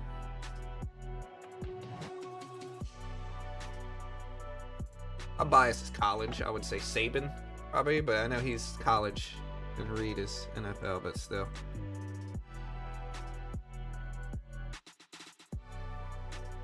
What's the fee per mini contract? Oh, I don't know. TPT. Trump, Will Powell's head on. Yeah. Yeah, if Powell is hawkish, I don't know, man. I think Powell's gonna. He has somewhat of a justification to be hawkish. Powell, you know, he's gonna reference PPI inflation almost certainly. He's gonna say producer inflation was crazy scary, in his own words, of course. And so I think he's got a little bit of a reason to be hawkish, but I think he also has a reason to be dovish as well, right? And so I think the most probable tone is neutral. You know, is what I think.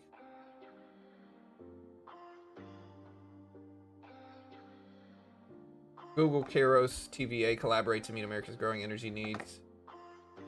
Good. Quiet this morning. Google at 205s. Amazon's starting to bounce back a little bit too here. We're slightly green on the day. We're kind of getting over this 200 exponential here. It looks like we might make a push towards this level up here too. But bro, I'm a Saints fan. Andy Reid, like I said, I don't know if I'd call him that. Or not Cheesehead. Cheesehead is what? Cheesehead is Green Bay. I'm not really a big Aaron Rodgers Green Bay fan. I mean, he's good. I think he's a little overrated here, to be honest. I'm a Saints fan. So Drew Brees, one of the GOATs. Sean Payton, you know, Nick Saban. Even though I'm like an LSU fan, Nick Saban, but still.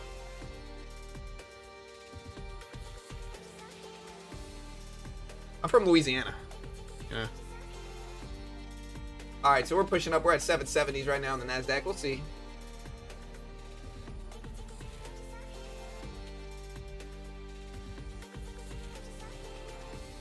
Probably Bitcoin's going down after high PPI inflation means we're gonna have less likelihood for more economic stimulus. That's probably one of the reasons. Yeah, that's right, Ace. Yes, sir.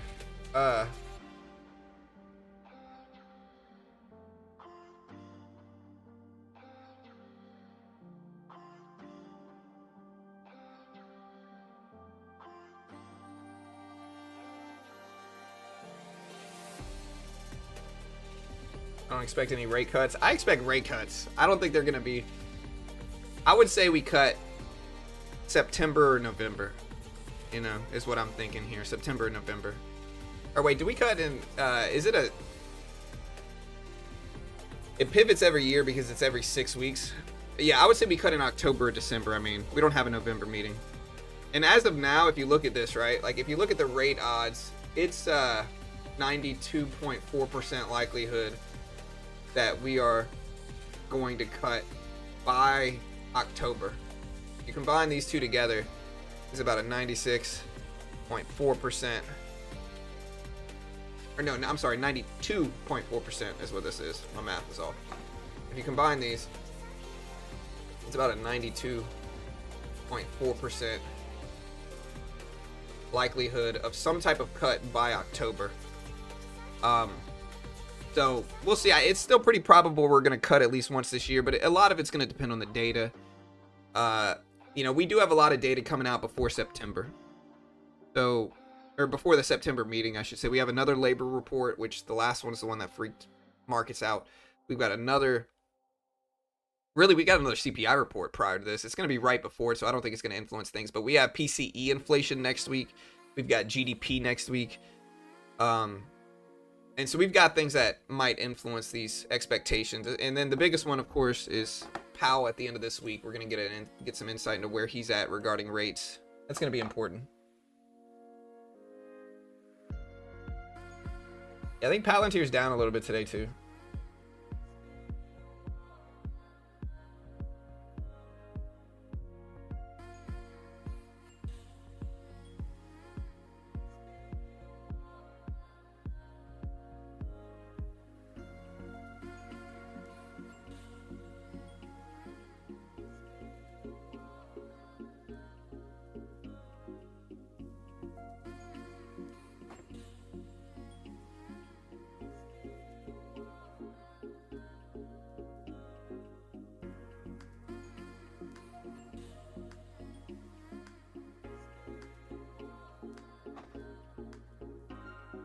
New egg back up? Is it really? They said we're not gonna let Pharma Bro keep us down. I still don't like it up here. What's the PE ratio of New Egg? That's the big question here. Hold on. 105 right now? No, I'm sorry. Negative 35.9. Yeah, they're losing money. Hold on.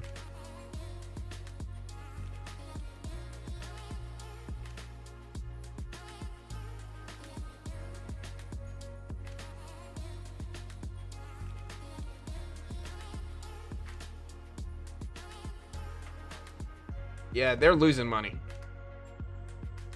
That's a bad sign for them. For a company this old to be losing money ain't good. This is not like a nasty trend. Look at the long-term trend in Newegg. I don't like this at all. How many shares?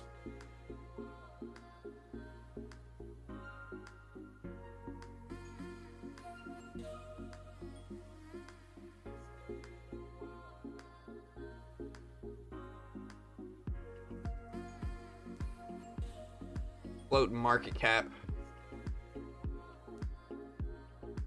Market cap's about 2 billion. Public float's about 20 million. So this thing's got a tiny float. Yeah, like Newegg float is not big. You know, just put this into perspective. Like a company with 20 million in the float is not a big float, which means that companies with more expensive pricing per share, I mean, and small floats are generally more volatile because there's less shares out there. So like each position is much more impactful over the overall movement of the stock price because the float, the amount of shares that are available, is small, if that makes sense. So a company with less than 30 million in the float, generally if it's a company like Newegg, it's going to be volatile. That's why you see this thing move up and down big percentages, but it could also go up big percentages because of that volatility. So just be careful. Yeah, Roblox, they're moving volatile as well. They're still up huge on the year though. People acting like Roblox is done. It's still up big.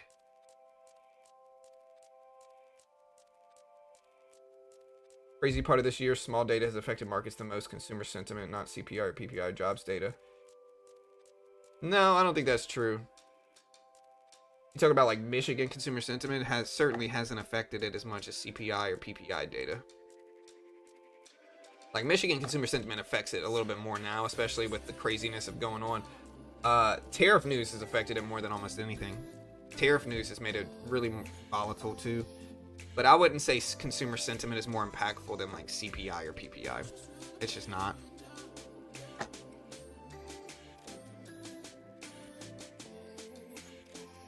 Yeah, I mean, I'm a hardware person. I like hardware. I like computers. But the problem is that people don't really want to order a big PC, and I don't know. I mean, I'm not saying nobody does. I'm sure there's some people, specific niches of tech, like PC enthusiasts, of course. But I'm into hardware, but I just go buy my stuff at like Best Buy, you know.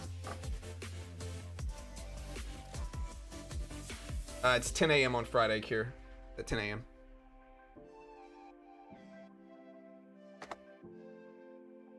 Yeah, I might buy this dip here if we get a dip to the 200 EMA, just because it's looking like we're going to start to rebound a little bit here. I'm looking for 770s, maybe 775s too, but I don't know. I think I need a reasonable enough pullback.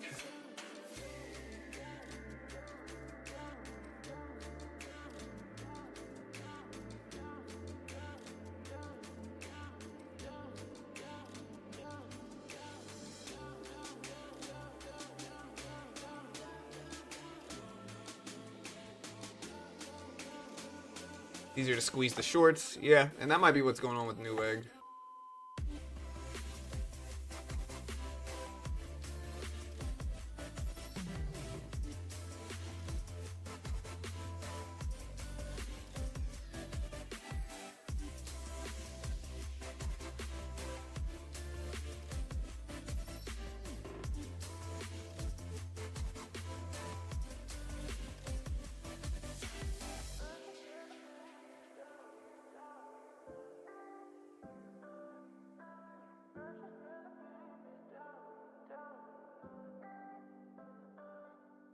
But they keep saying Travis Hunter and his wife are separating. But then otherwhere I read it's not true. If it does happen though, everybody's gonna say. I'm not even gonna go.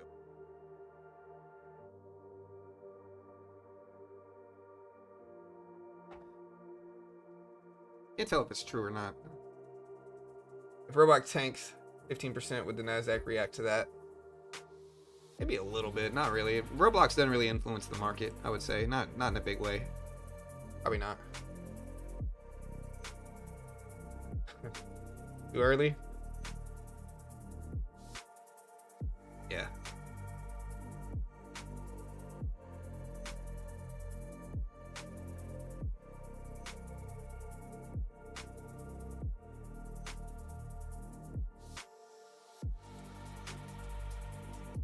All right, Nasdaq still heading up. I would have bought this dip. I just needed a little bit larger. It looks like we're gonna test this 770 level right here. Why this level's on my chart, but we'll see if it holds.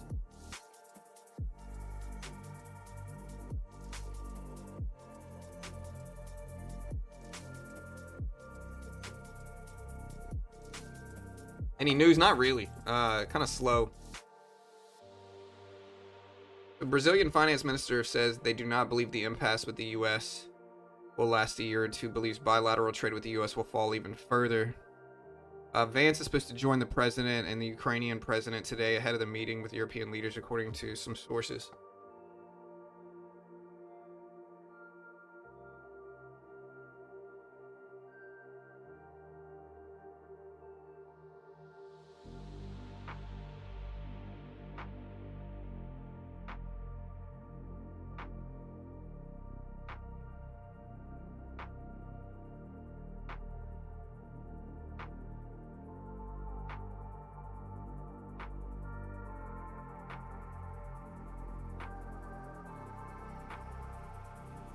Maybe. Alright.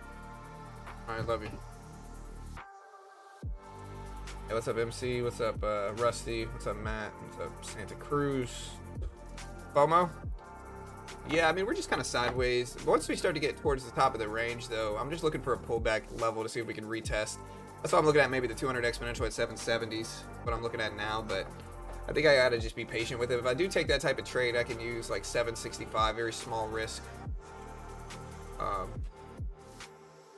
Oracle has deployed OpenAI's GPT-5 across its database and cloud applications. All right, buddy. Love you, man. Good day at school, dude.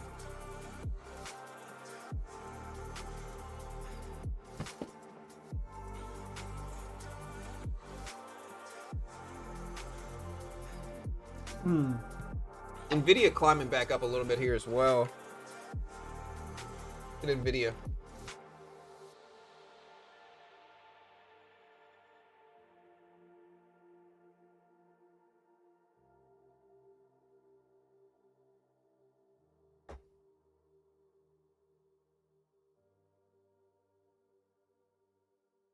Yeah, I don't think Roblox is going to influence the market at all. It's just not. It wouldn't. Roblox is a more specific kind of niche. See, I should have bought the dip. I was looking at it. Now we're pushing up. Didn't really get a large enough pullback, but that's okay.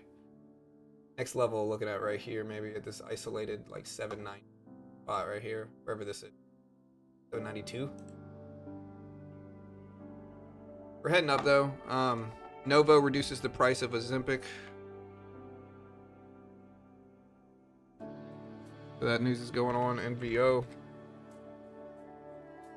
up a little bit in pre-market.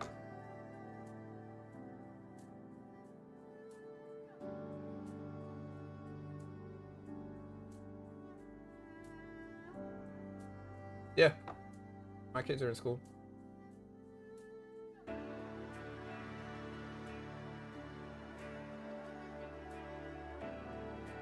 Yields are up to 4.3% plus right now, which is interesting.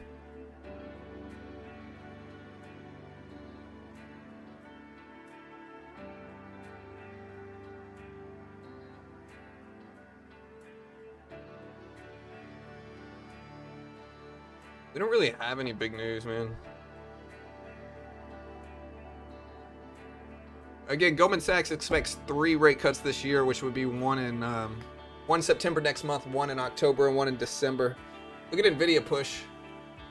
So Nvidia's heading up. It's almost green on the day. Here's the previous closing price for Nvidia at 180.45.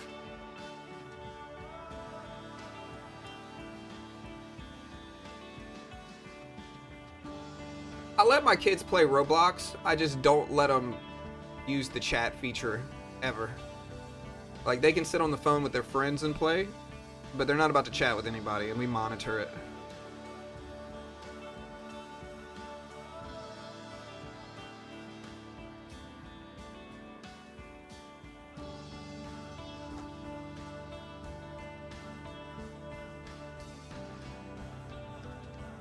Yeah, missed out on the run here a little bit. This is mostly driven by microchips. Gold's fallen down a little bit as well. It's at 33.80s. Amazon up there.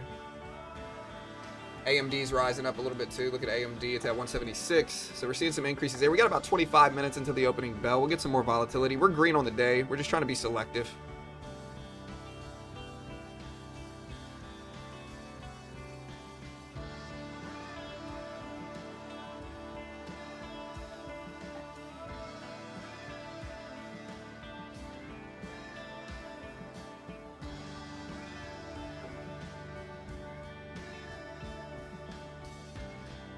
Yeah, but I think it's also about teaching, like, my daughter and I always watched Catfish growing up, and so did my son and I. And so those type of shows are really important to reinforce you can't trust anybody online. You know what I mean? Like, and I think letting your kids watch shows like that and see how it really is will kind of change the tune regarding their naivete regarding stuff like that. I think that's important. And so that's been something else we always just tell them, look. The way we always explain it to my daughter or son is like, hey, if some cute person messages you and they're like, hey, what's up? They might be a 50-year-old named Bob, okay? Don't freaking message them, you know? And definitely don't hide it from us. And they understand. I think another part of being a parent, though, is just letting your kids tell you stuff without getting necessarily mad at them for it, you know? Like letting them know they can talk to you about whatever. And you might be disappointed, but you're not going to be mad at them. That way they tell you stuff. Anyways, Nvidia rejecting a little bit at this previous close.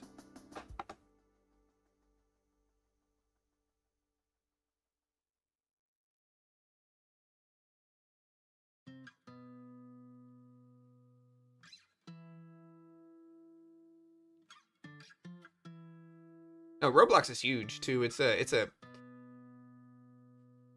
yeah, Roblox is big.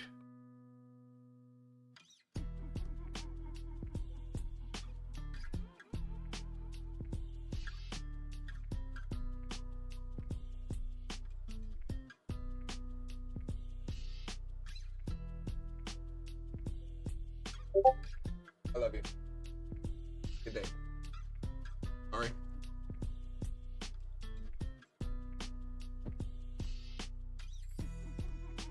Right, exactly. D. Oh, appreciate it. Hurt. Thank you, man. Yeah, appreciate it. Gold down to 33.80s, under 34s.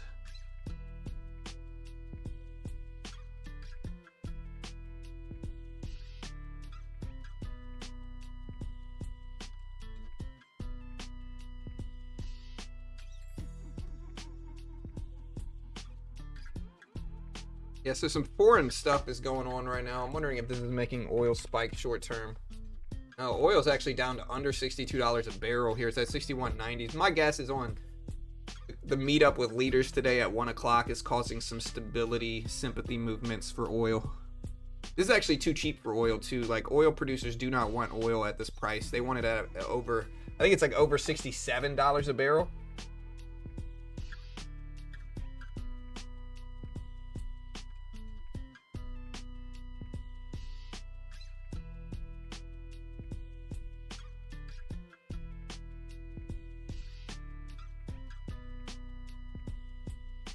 $78 a barrel is perfect. $78 a barrel is perfect. So it's not 67, it's 78 is what I was thinking of. So they do not want oil this much. But generally the sweet spot for oil is between $60 and $90. Under 60, it becomes too cheap. Margins are hurt. Over 60 or over 90, it becomes too expensive and demand is hurt. And so they want to keep it between 60 and 90 a barrel. Ideally at 78 a barrel is kind of the middle ground for that.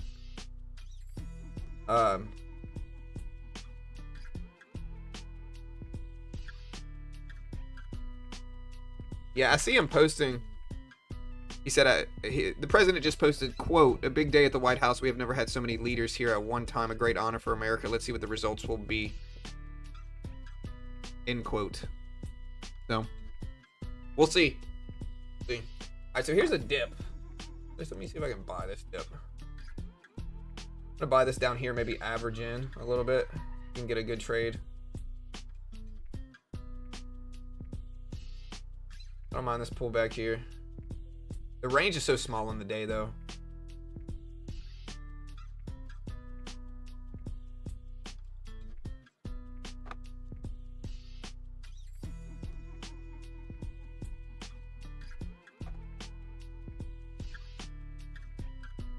"20 minutes until the opening bell." Range is very small, though. We're just not moving a lot.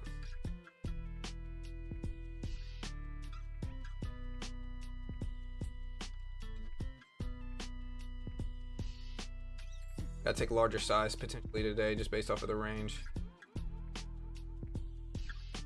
We're moving down some more. I buy this up a little bit more, but not really getting the chance to.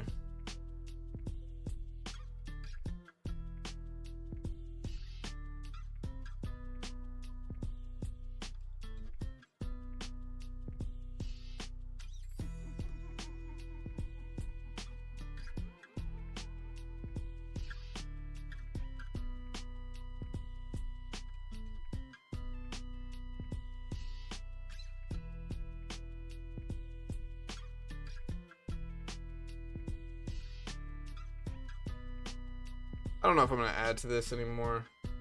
200 exponentials down there. I don't want to get stuck in that, but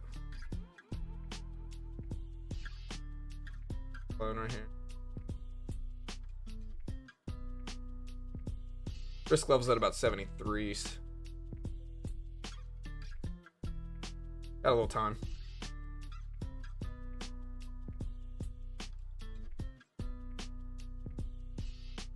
Right here. Tapping my risk level. We'll let it bounce, but a quick fall down.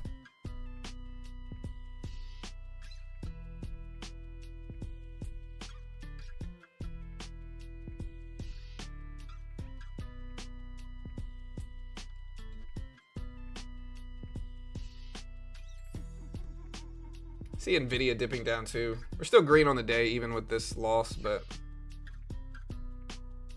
let's see if there's any breaking news that might influence this.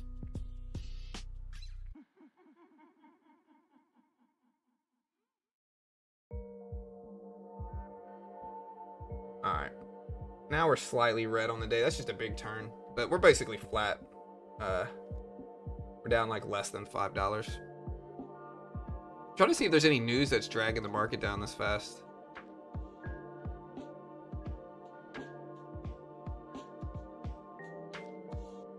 You guys see any breaking news that might influence this? I see the Ukraine president's meeting with U.S. envoy Kellogg. This is a big, like, quick drop, so this seems like something's going on. It's a very big drop all of a sudden. Look at this. Range.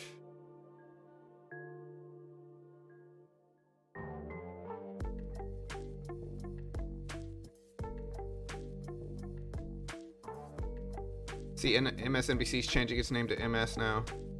according to Wall Street Journal. What's driving this? Not Nvidia. Let's see, Apple. Apple could be Apple.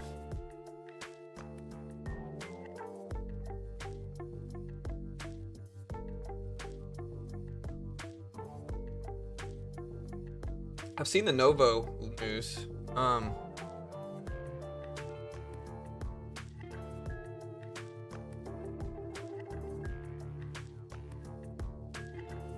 Yeah, I saw the Novo news. I'm trying to figure out what's going on regarding this red action here. It's a big drop.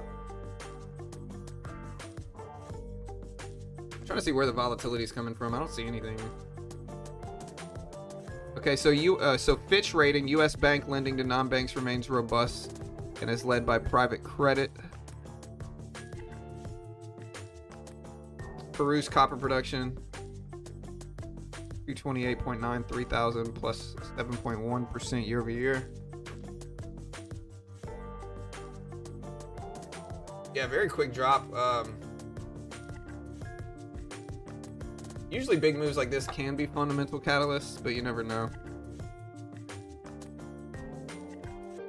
India's foreign minister says India and China now seek better relations.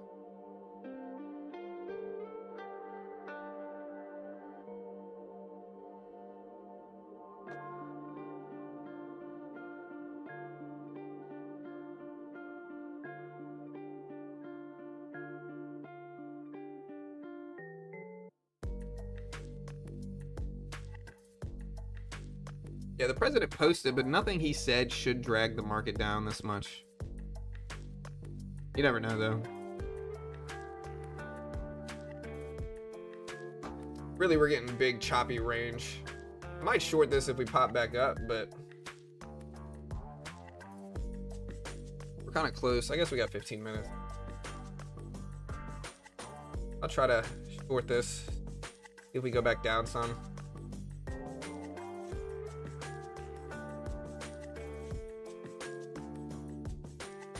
Three here. Leave it at that. There we go.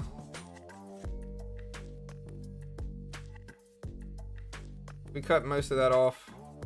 The green, I think. Now we can just hold this break even, see if we break down some more. A little volatile though.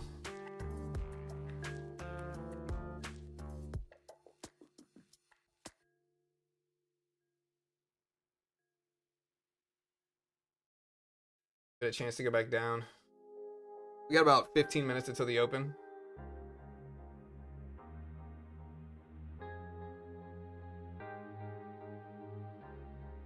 Got it break even. We gave ourselves a chance there. It might reject up here too at 7 or so.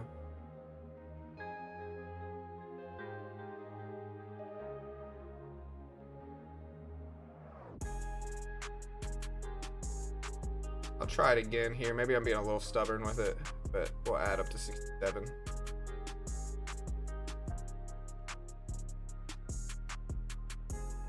if we go back down to 760s.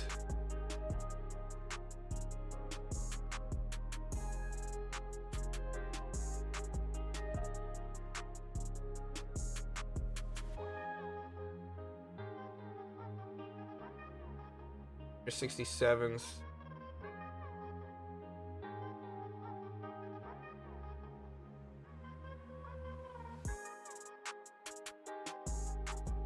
These are very small trades, by the way, but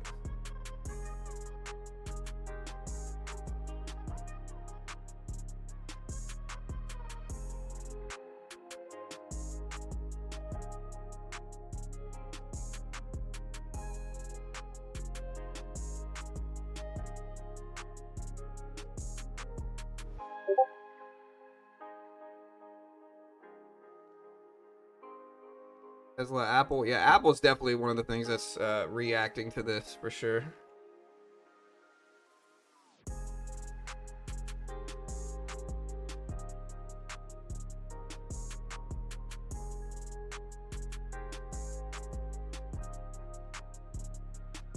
We're still pretty close to flat for the opening bell, but I'm kind of getting chopped out this morning. I thought this big red action looked weak, but Maybe I was wrong.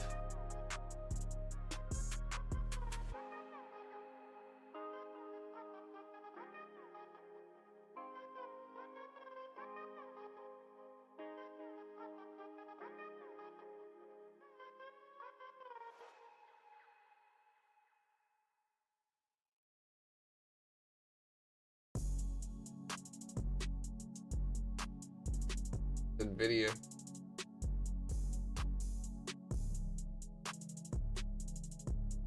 I'm gonna let it battle the 200 exponential here.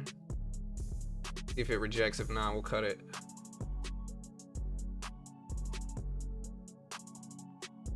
We got 11 minutes. I'm not gonna hold it through the open. What's that news? What was that? Okay, hold on, guys. Dude, that just distracted me from the trade. What was that noise?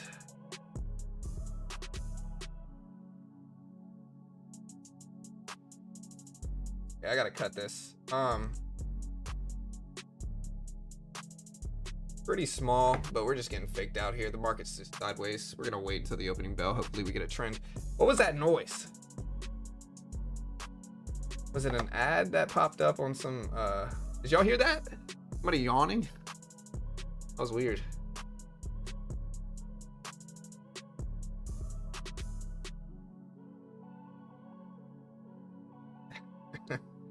No, what it probably was like, I'm looking at some Yahoo Finance articles and some other stuff that I click on. My guess is that whatever it was just something that, like an ad that popped up after a specific time. That was weird though. Exiting out of all some of this nonsense that I'm looking at.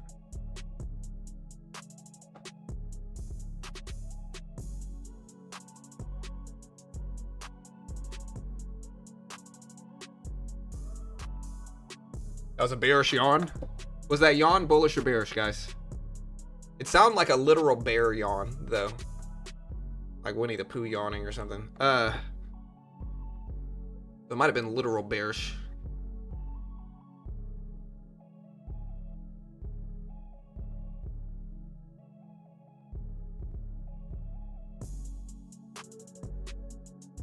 All right, guys, 9 minutes.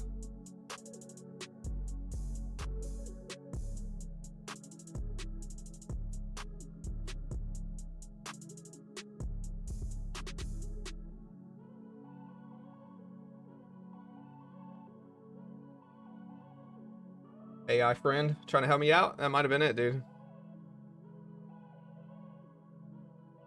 Telling me to get out of that trade. That's what he's telling me.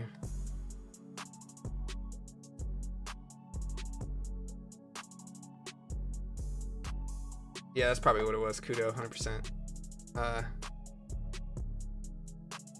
Pretty sure it was Yahoo Finance that did it. All right, let's take a look at rates. For the opening bell today, rates sitting at 15%, likelihood of a pause next meeting in September. September, right? Yeah. 85% chance of a cut is what we're looking at right now. These are always subject to change. You can look at yields.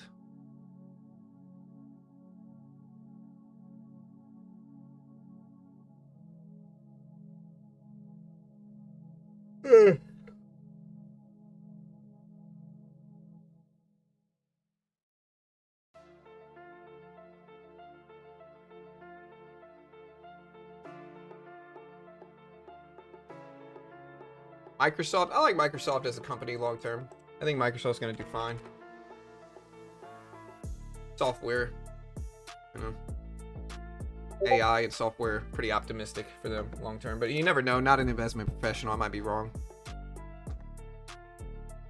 All right, so GoodRx stock soars after striking a deal to sell Novo Nordisks with a cash price of $4.99 per month.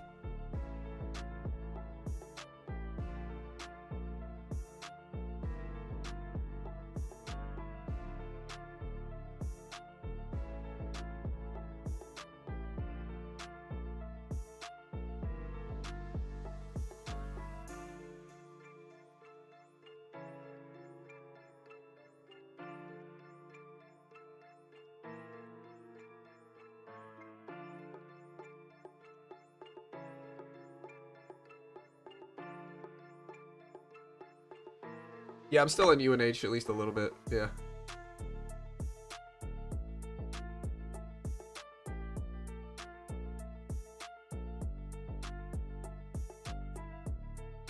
Hams has been dumping down here. Might add a little bit.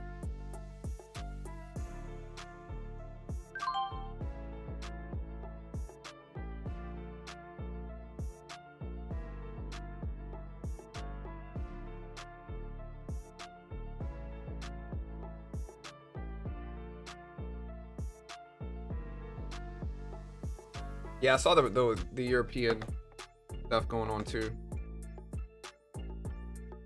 Yields are still spiking up a little bit today, which is interesting. Like here's yields. Yields are spiking. They're at 4.316%. They were at 4.3% this morning, so they're up almost 0.2% today. We'll see what happens, but.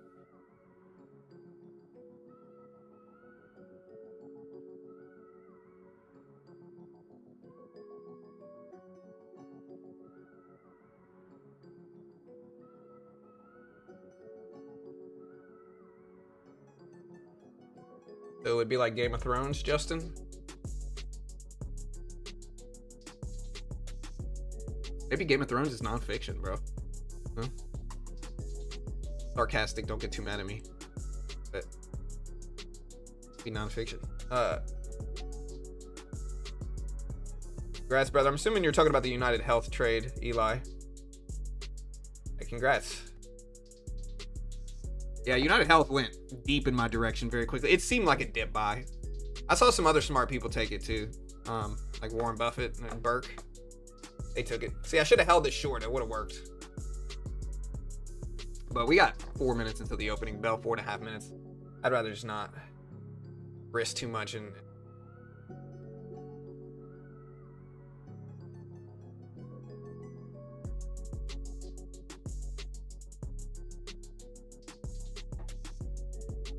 Yeah, well, the doctor probably did a deal with whatever they're prescribing because of that specific thing.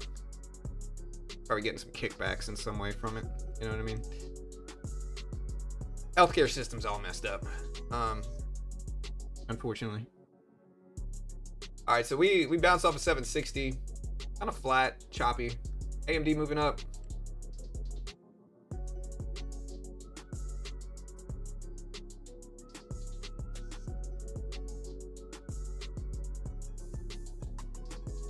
I don't think it's actually illegal. I think it's they're allowed to do that. I think that's what drug reps are for. Drug reps are trying to.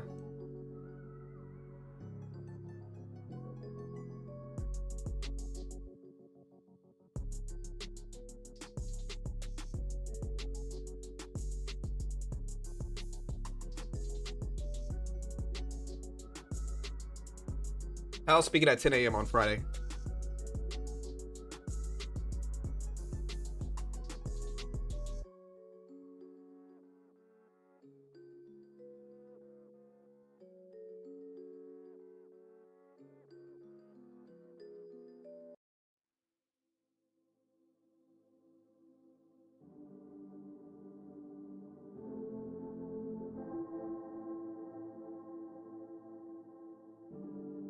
Oh, that's great. MC, congrats, man.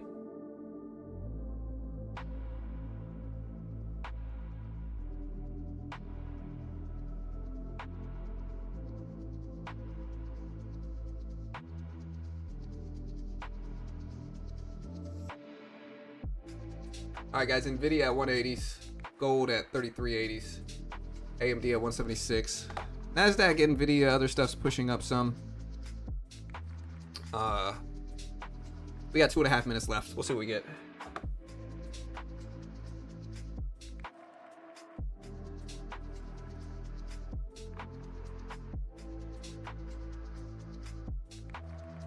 Y'all do me a favor, hit that subscribe button, hit the notification bell. We appreciate it. Thanks so much.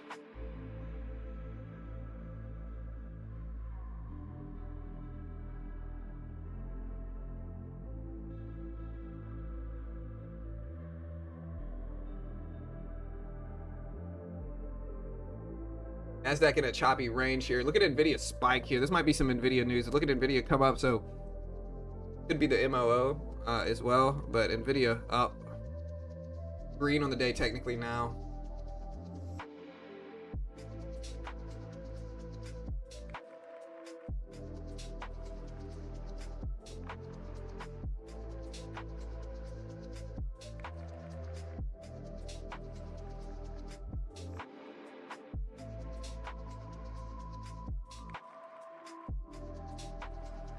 Nasdaq tapped that 778 level and then it came right back down here. So we got about a minute left. We'll see what we get at the opening bell, guys. Good luck.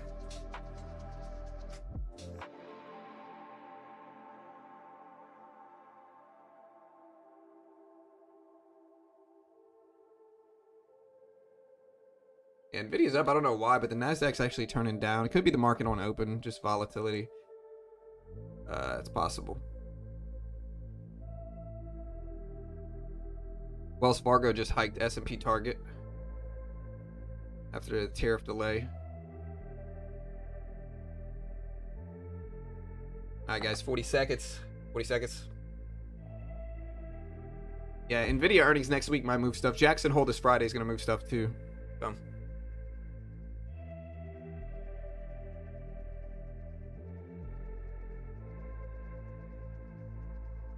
Here's a win, baby. Alright guys, here we go, 20 seconds. Hit the live button next to the play button, put it in 2x speed, make sure you're up to date in real time on the stream.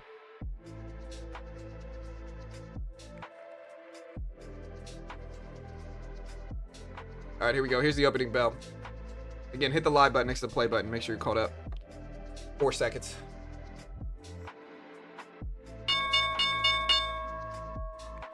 Alright, there's the bell. Nvidia pushing, AMD pushing at the open, Nasdaq rising. Apple up to 232s.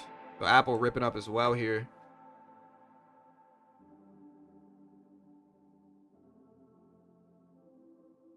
Retracing a little bit. AMD, Nvidia up, gold even up a little bit at the opening bell, but I gotta wait at least 3 or 4 minutes, let this pass first.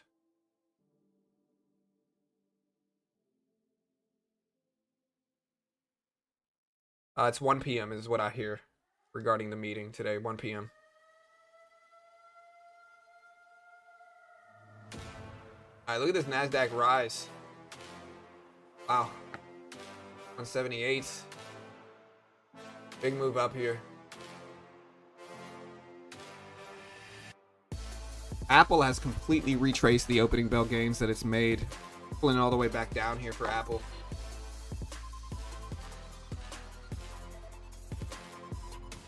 Went all the way up to 232. It came all the way back down here.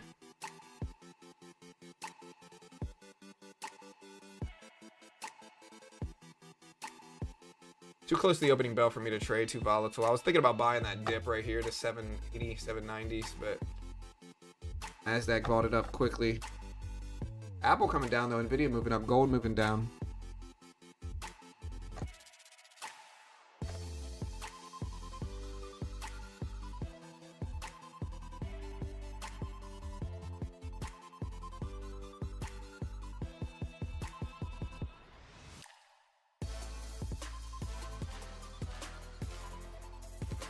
A fairly large pullback here. We're only about 2 minutes into the day though. I gotta wait just a little bit of time.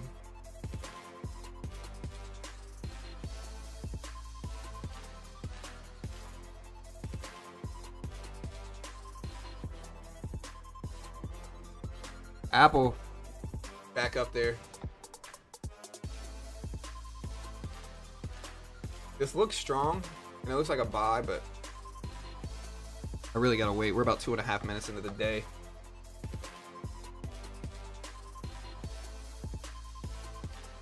Yeah, I don't know why Meta's dropping. It's on a 760s though.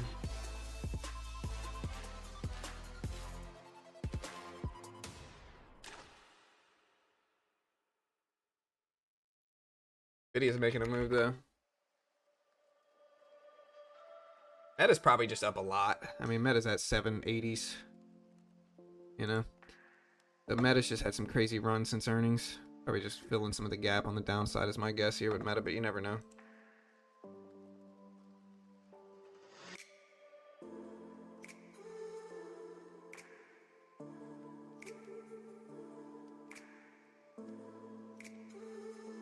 It looks like this could get bought up. A little bit too close to the bell for me to trade, but there it goes.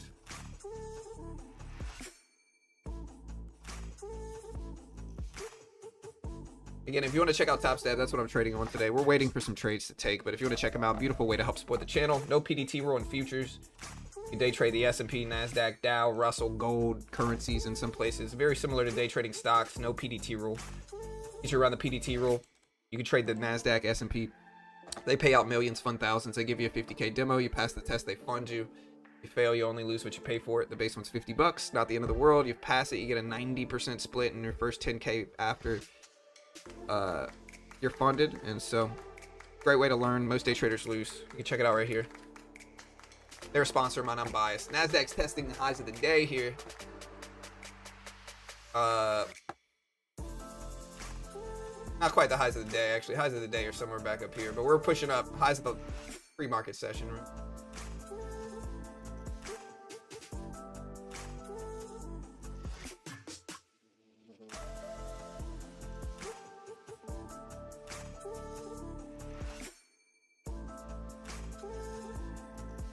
This rip, very strong.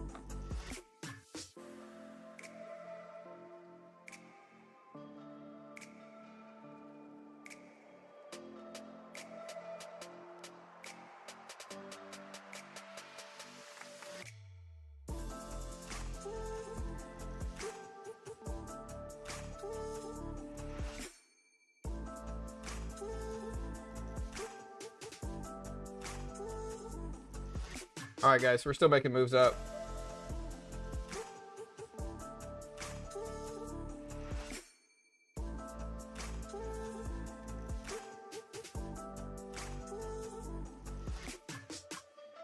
If you're gonna pull back to 800s, maybe I'll buy it, but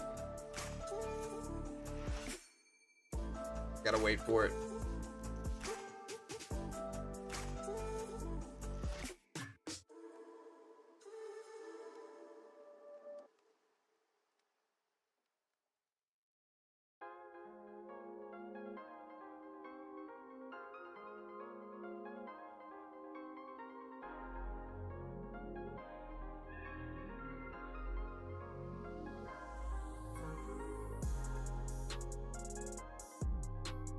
All right, I'm gonna buy this down here. We get a rip up. Probably add a little bit to it, but we took half off right there just because we can. All right, we took the other half off. Taking some scalps at the opening bell. We're still pretty close to the open, so I do gotta let things kind of settle down some. But green trade there, we'll take it. See what else we can do.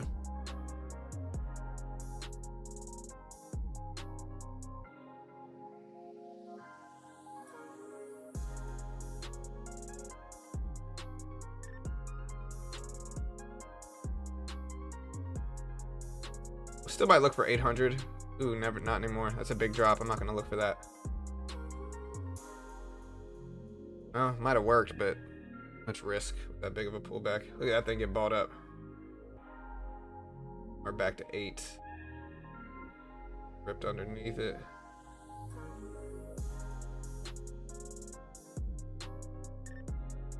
Maybe I should have bought 800.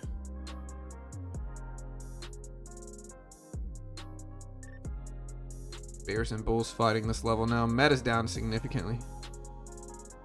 760s.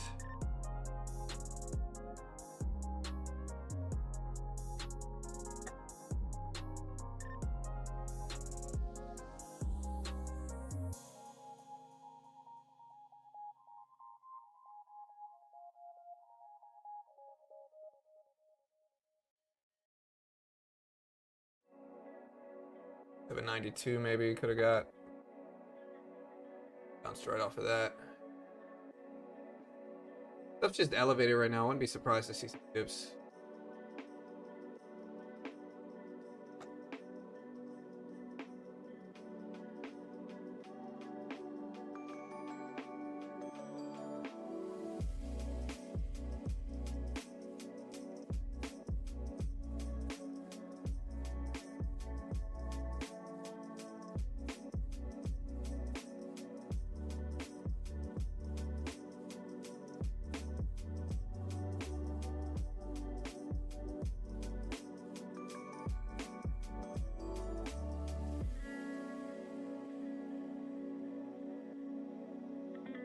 correction coming here.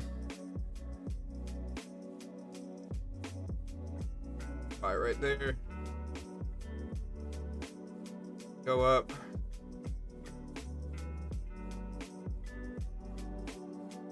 Get off.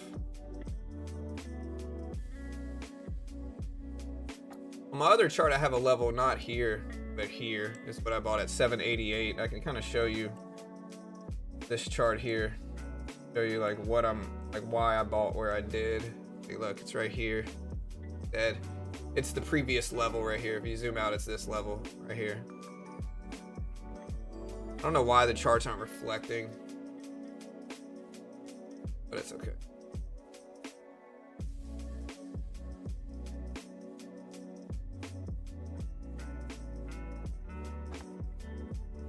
Now we're starting to rip up. Look at Nvidia. This is Nvidia, Apple, gold going down, Amazon heading up.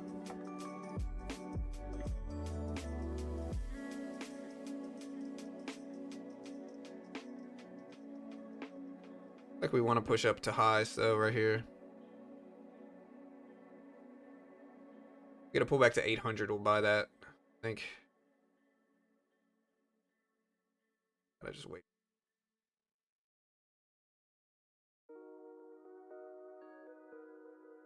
See, it breaks through 800 too much. It's not really respecting 8. I'm gonna wait.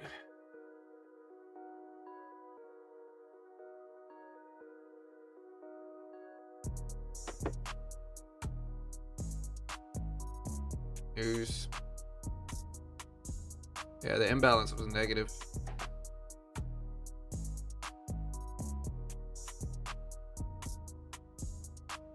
Could have choppiness ahead of Jackson Hole this week. You know, the market might not know how to behave because of the Jackson Hole symposium. They don't know which way that's going to swing things. Yeah, AI policy. Wells Fargo also lifted the end of the year S&P forecast. Well,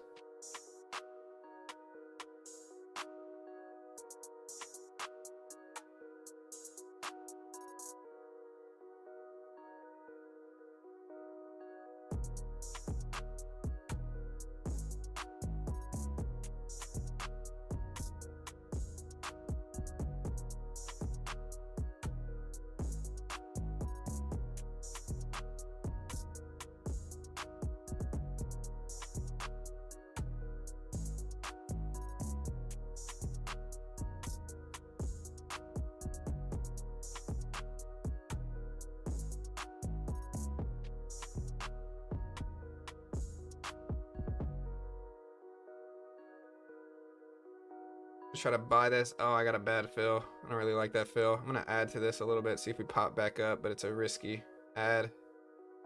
We're gonna have to cut it. That's a big drop. Quickly. We got 778. All right, so we're down a little bit on this account. I don't want to lose too much here. This one, so I'm just gonna switch.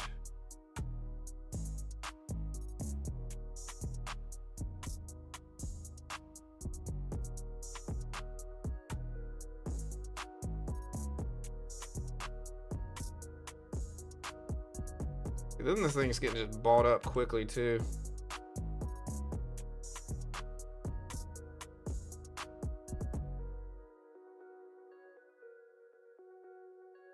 Big drop though. If the 200 exponential gets bought up right here.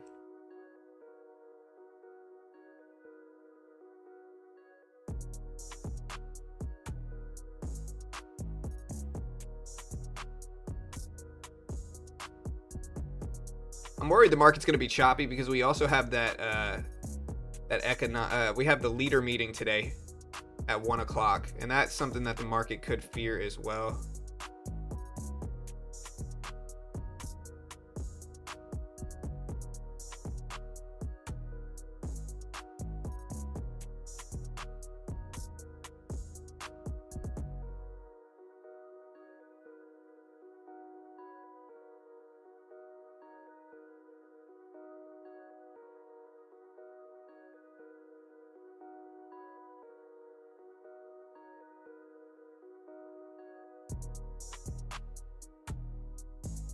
Market's kind of apprehensive today.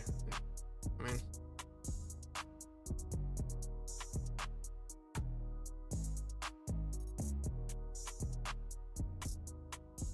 yeah, I don't really know. This is the 200 exponential right here. This is not the VWAP. This is the 200 EMA. Jackson Hole's Friday at 10 a.m.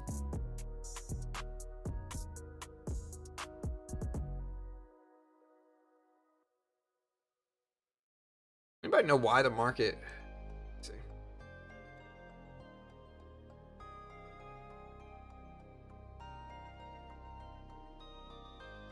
One source says that today's meeting in Washington is more of a blame game than peace talks, according to Norman at the Wall Street Journal. I think that's what quickly moved the market back down here. Less optimism or fear.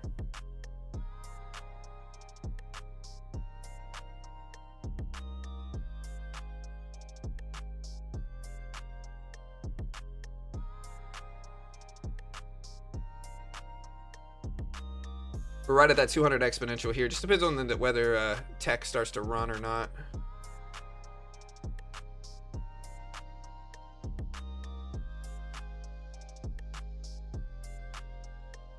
We got ourselves back to green on that account. If we hold, but we're kind of flat.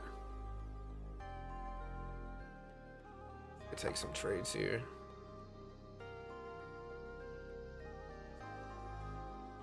Go Ray.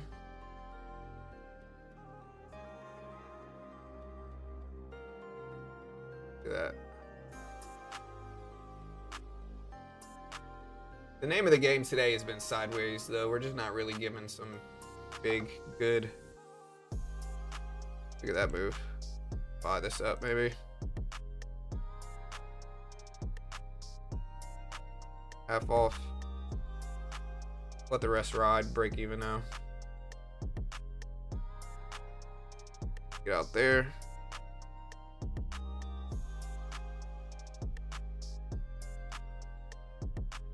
So until we break the range, I'm just going to attack chop, I think, today.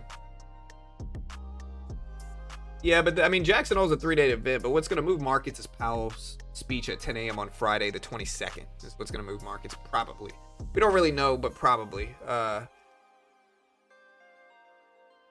It varies, right? Like,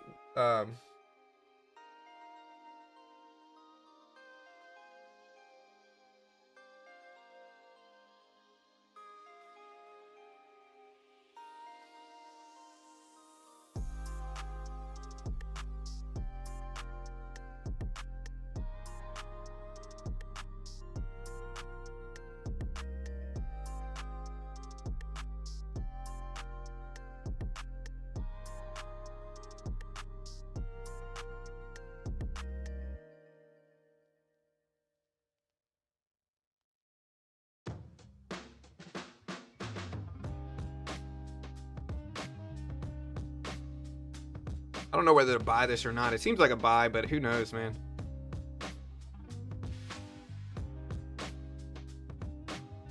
Watching Nvidia kind of make a move back up there.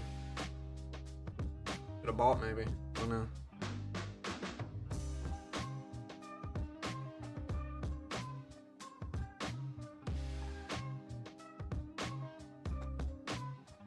At Bitcoin. Palantir reversing the gains it made since the open.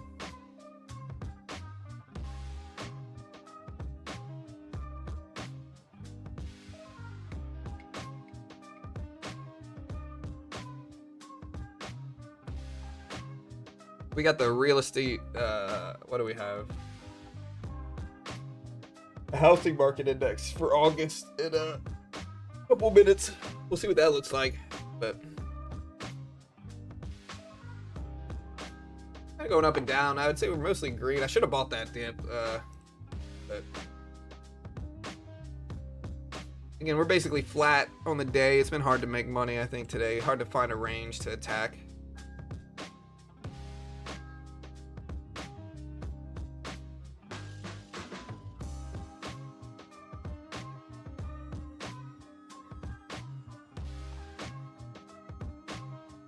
What's been working today, I think, is just looking for big pullbacks and buying those up, or big moves up and shorting those. I'm not doing it. I'm not telling you to do it. Who knows if that trend will continue, but those are the trends that have been working today.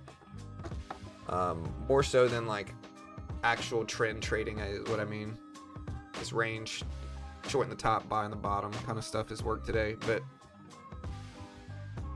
big candles today too, relative to the choppiness we've seen. Apple just broke highs of the open and highs of the day.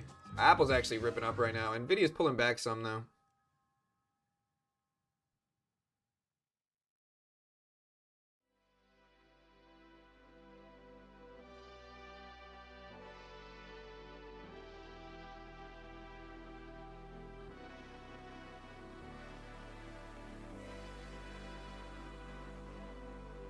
Where's Target at? Target looks strong today, but don't they have earnings this week? I don't really want to buy it ahead of earnings.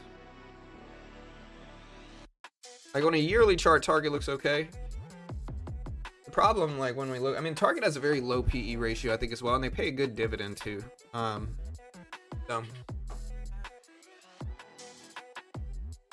Alright, I'm gonna try one more time buying this pullback to right here.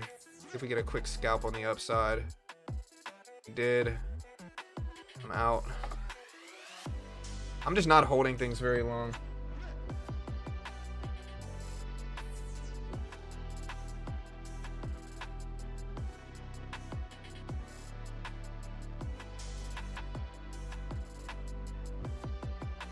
It looks like I cut that trade just in time because this thing is falling down now.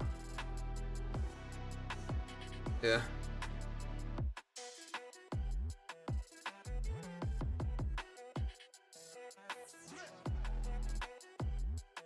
We're basically completely flat too today.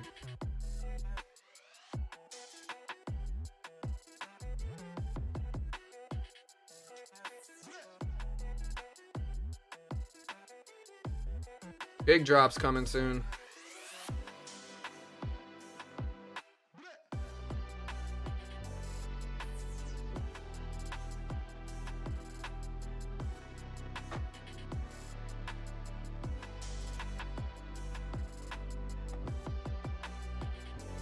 Alright, now we're back to the bottom of the range of the day.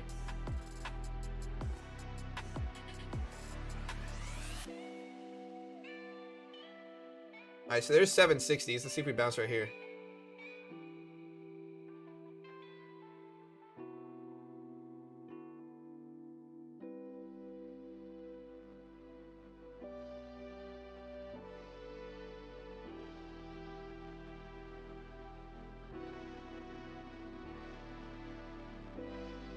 Yeah, I think the whole market's waiting for the meeting today. All right, so there's 750s now too. Look at this breakdown. The biggest red move we've seen all day. So let's see what happens. Got the low of the day here at 740s, I believe. Yeah, yeah, 740s, low of the day. 23,740. We're getting close to that now, but we're also at the very bottom of the range here.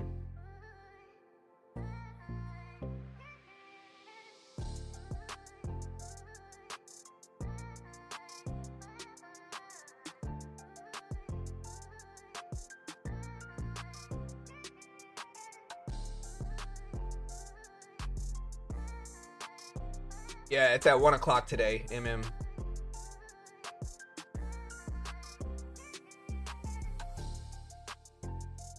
I'm not really doing anything until we either break under 740, and even then you might get like a liquidity grab style move where you rip back up. Amazon's falling down some here too. I got like a very small piece of Amazon. I think I'm just gonna liquidate this. I like Amazon long term though, so I'll probably hold it long term in a different account, but very green on that trade.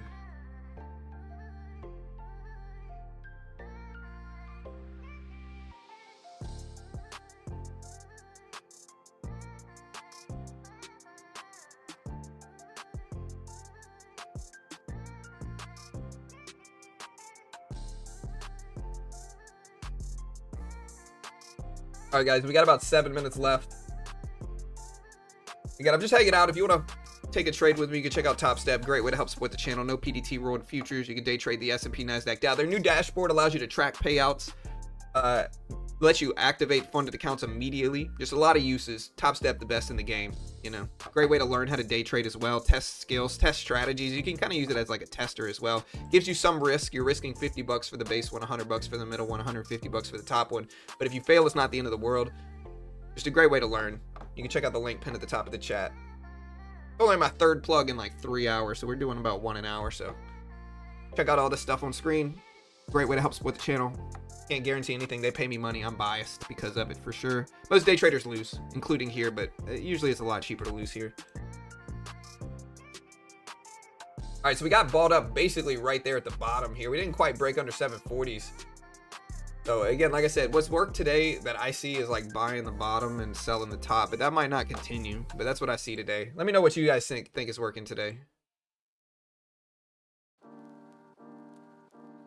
Morgan Stanley also raised Nvidia's price target to 206 from 200.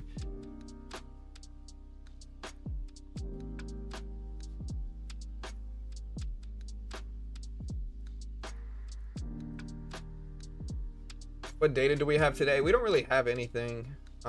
We have the NAHB housing market index. It's expected at 34. Last time was 33 for August. So it's the National Association of Home Builders. It's a survey from home builders who rate the level of single-family home sale strength. Over 50, good outlook. Below 50, weak outlook. Essentially what it means. Expected at 34, so a slightly weak outlook. Yeah, the meeting's at 1 o'clock though, guys. I'm pretty sure. Meeting's at 1.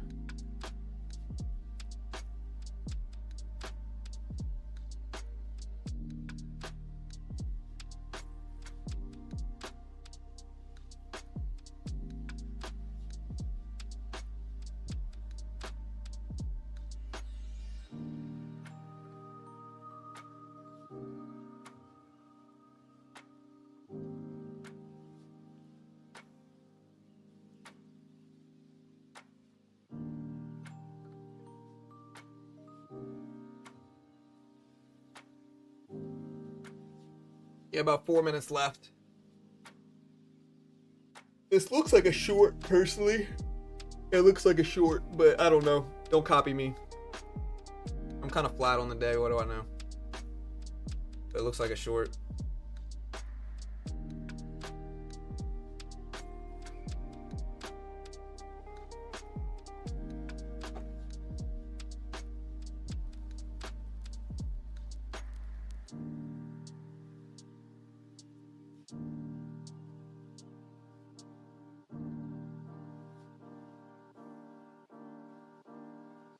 I should short this.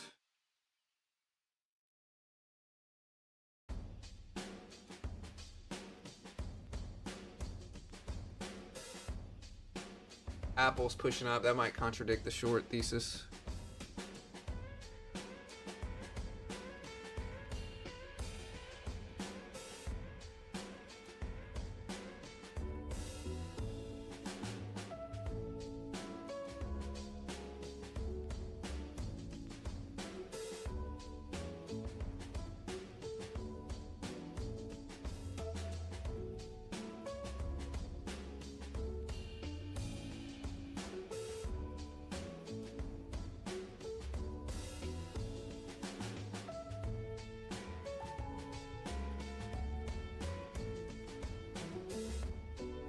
Alright, we got ourselves back to basically green on the other account. So we're net positive today. We did short a little bit right here on this bounce.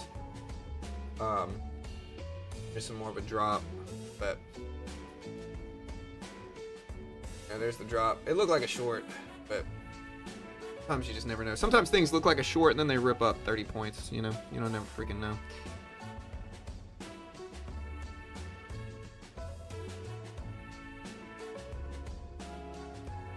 Should have taken more size on that short, but it's alright. Short thesis played out. Alright guys, we got 2 minutes left, a little bit less than that.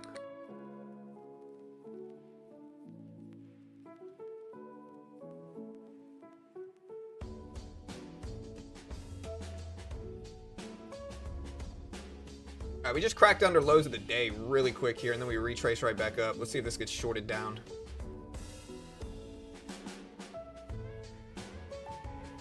Could be choppy today, though, guys. That's very, very possible, too, based off of all the stuff going on this week until 1 o'clock today, especially. Thank you, Rusty, for the donation. Hey, thank you, brother. Appreciate it. All right, so let's see what the home builder thing shows up as, and then we're going to just cut this.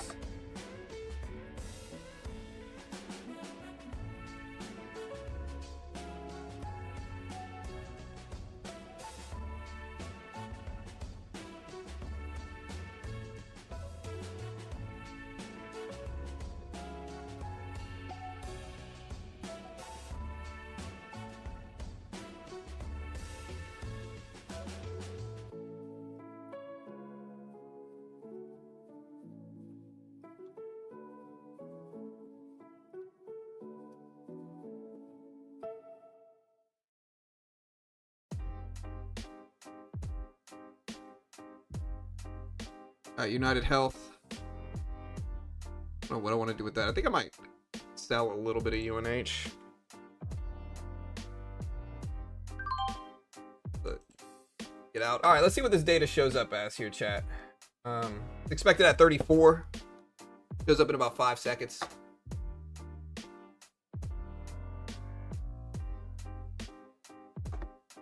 All right, here's the data. Data just showed up at 32, weaker than expected for housing. 32 versus 34, but not that much weaker, but a little weaker.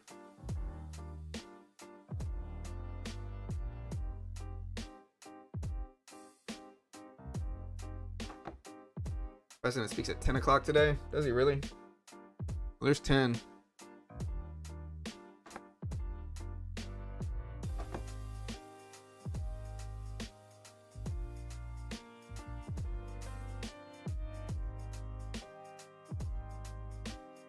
I don't think he speaks at 10. Hold on.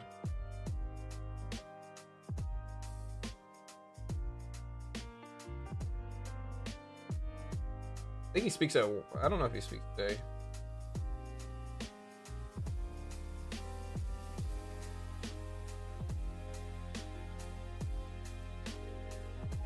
Yeah, I don't think he speaks at 10 today. Anyways, I'm going to get out of here. Y'all be good. Again, check out Top Step. You want to help support the channel, no PDT rule. Give me a follow at Beginner Trades, and we will be back tomorrow bright and early. Remember, guys, at 1 o'clock today, the president's supposed to meet with foreign leaders regarding overseas conflict stuff, and it's supposed to be a big catalyst-driven thing, so we'll see what happens there. Y'all be safe. Good luck. I'll see you guys tomorrow. Remember, I have no idea what I'm talking about. I might be wildly wrong about anything and everything I say. Don't copy me. I'm not an investment professional. Understand all this stuff on screen. I can't guarantee anything. Top 3 worst trader. And I'm getting out of here. Y'all be good. Have a great day.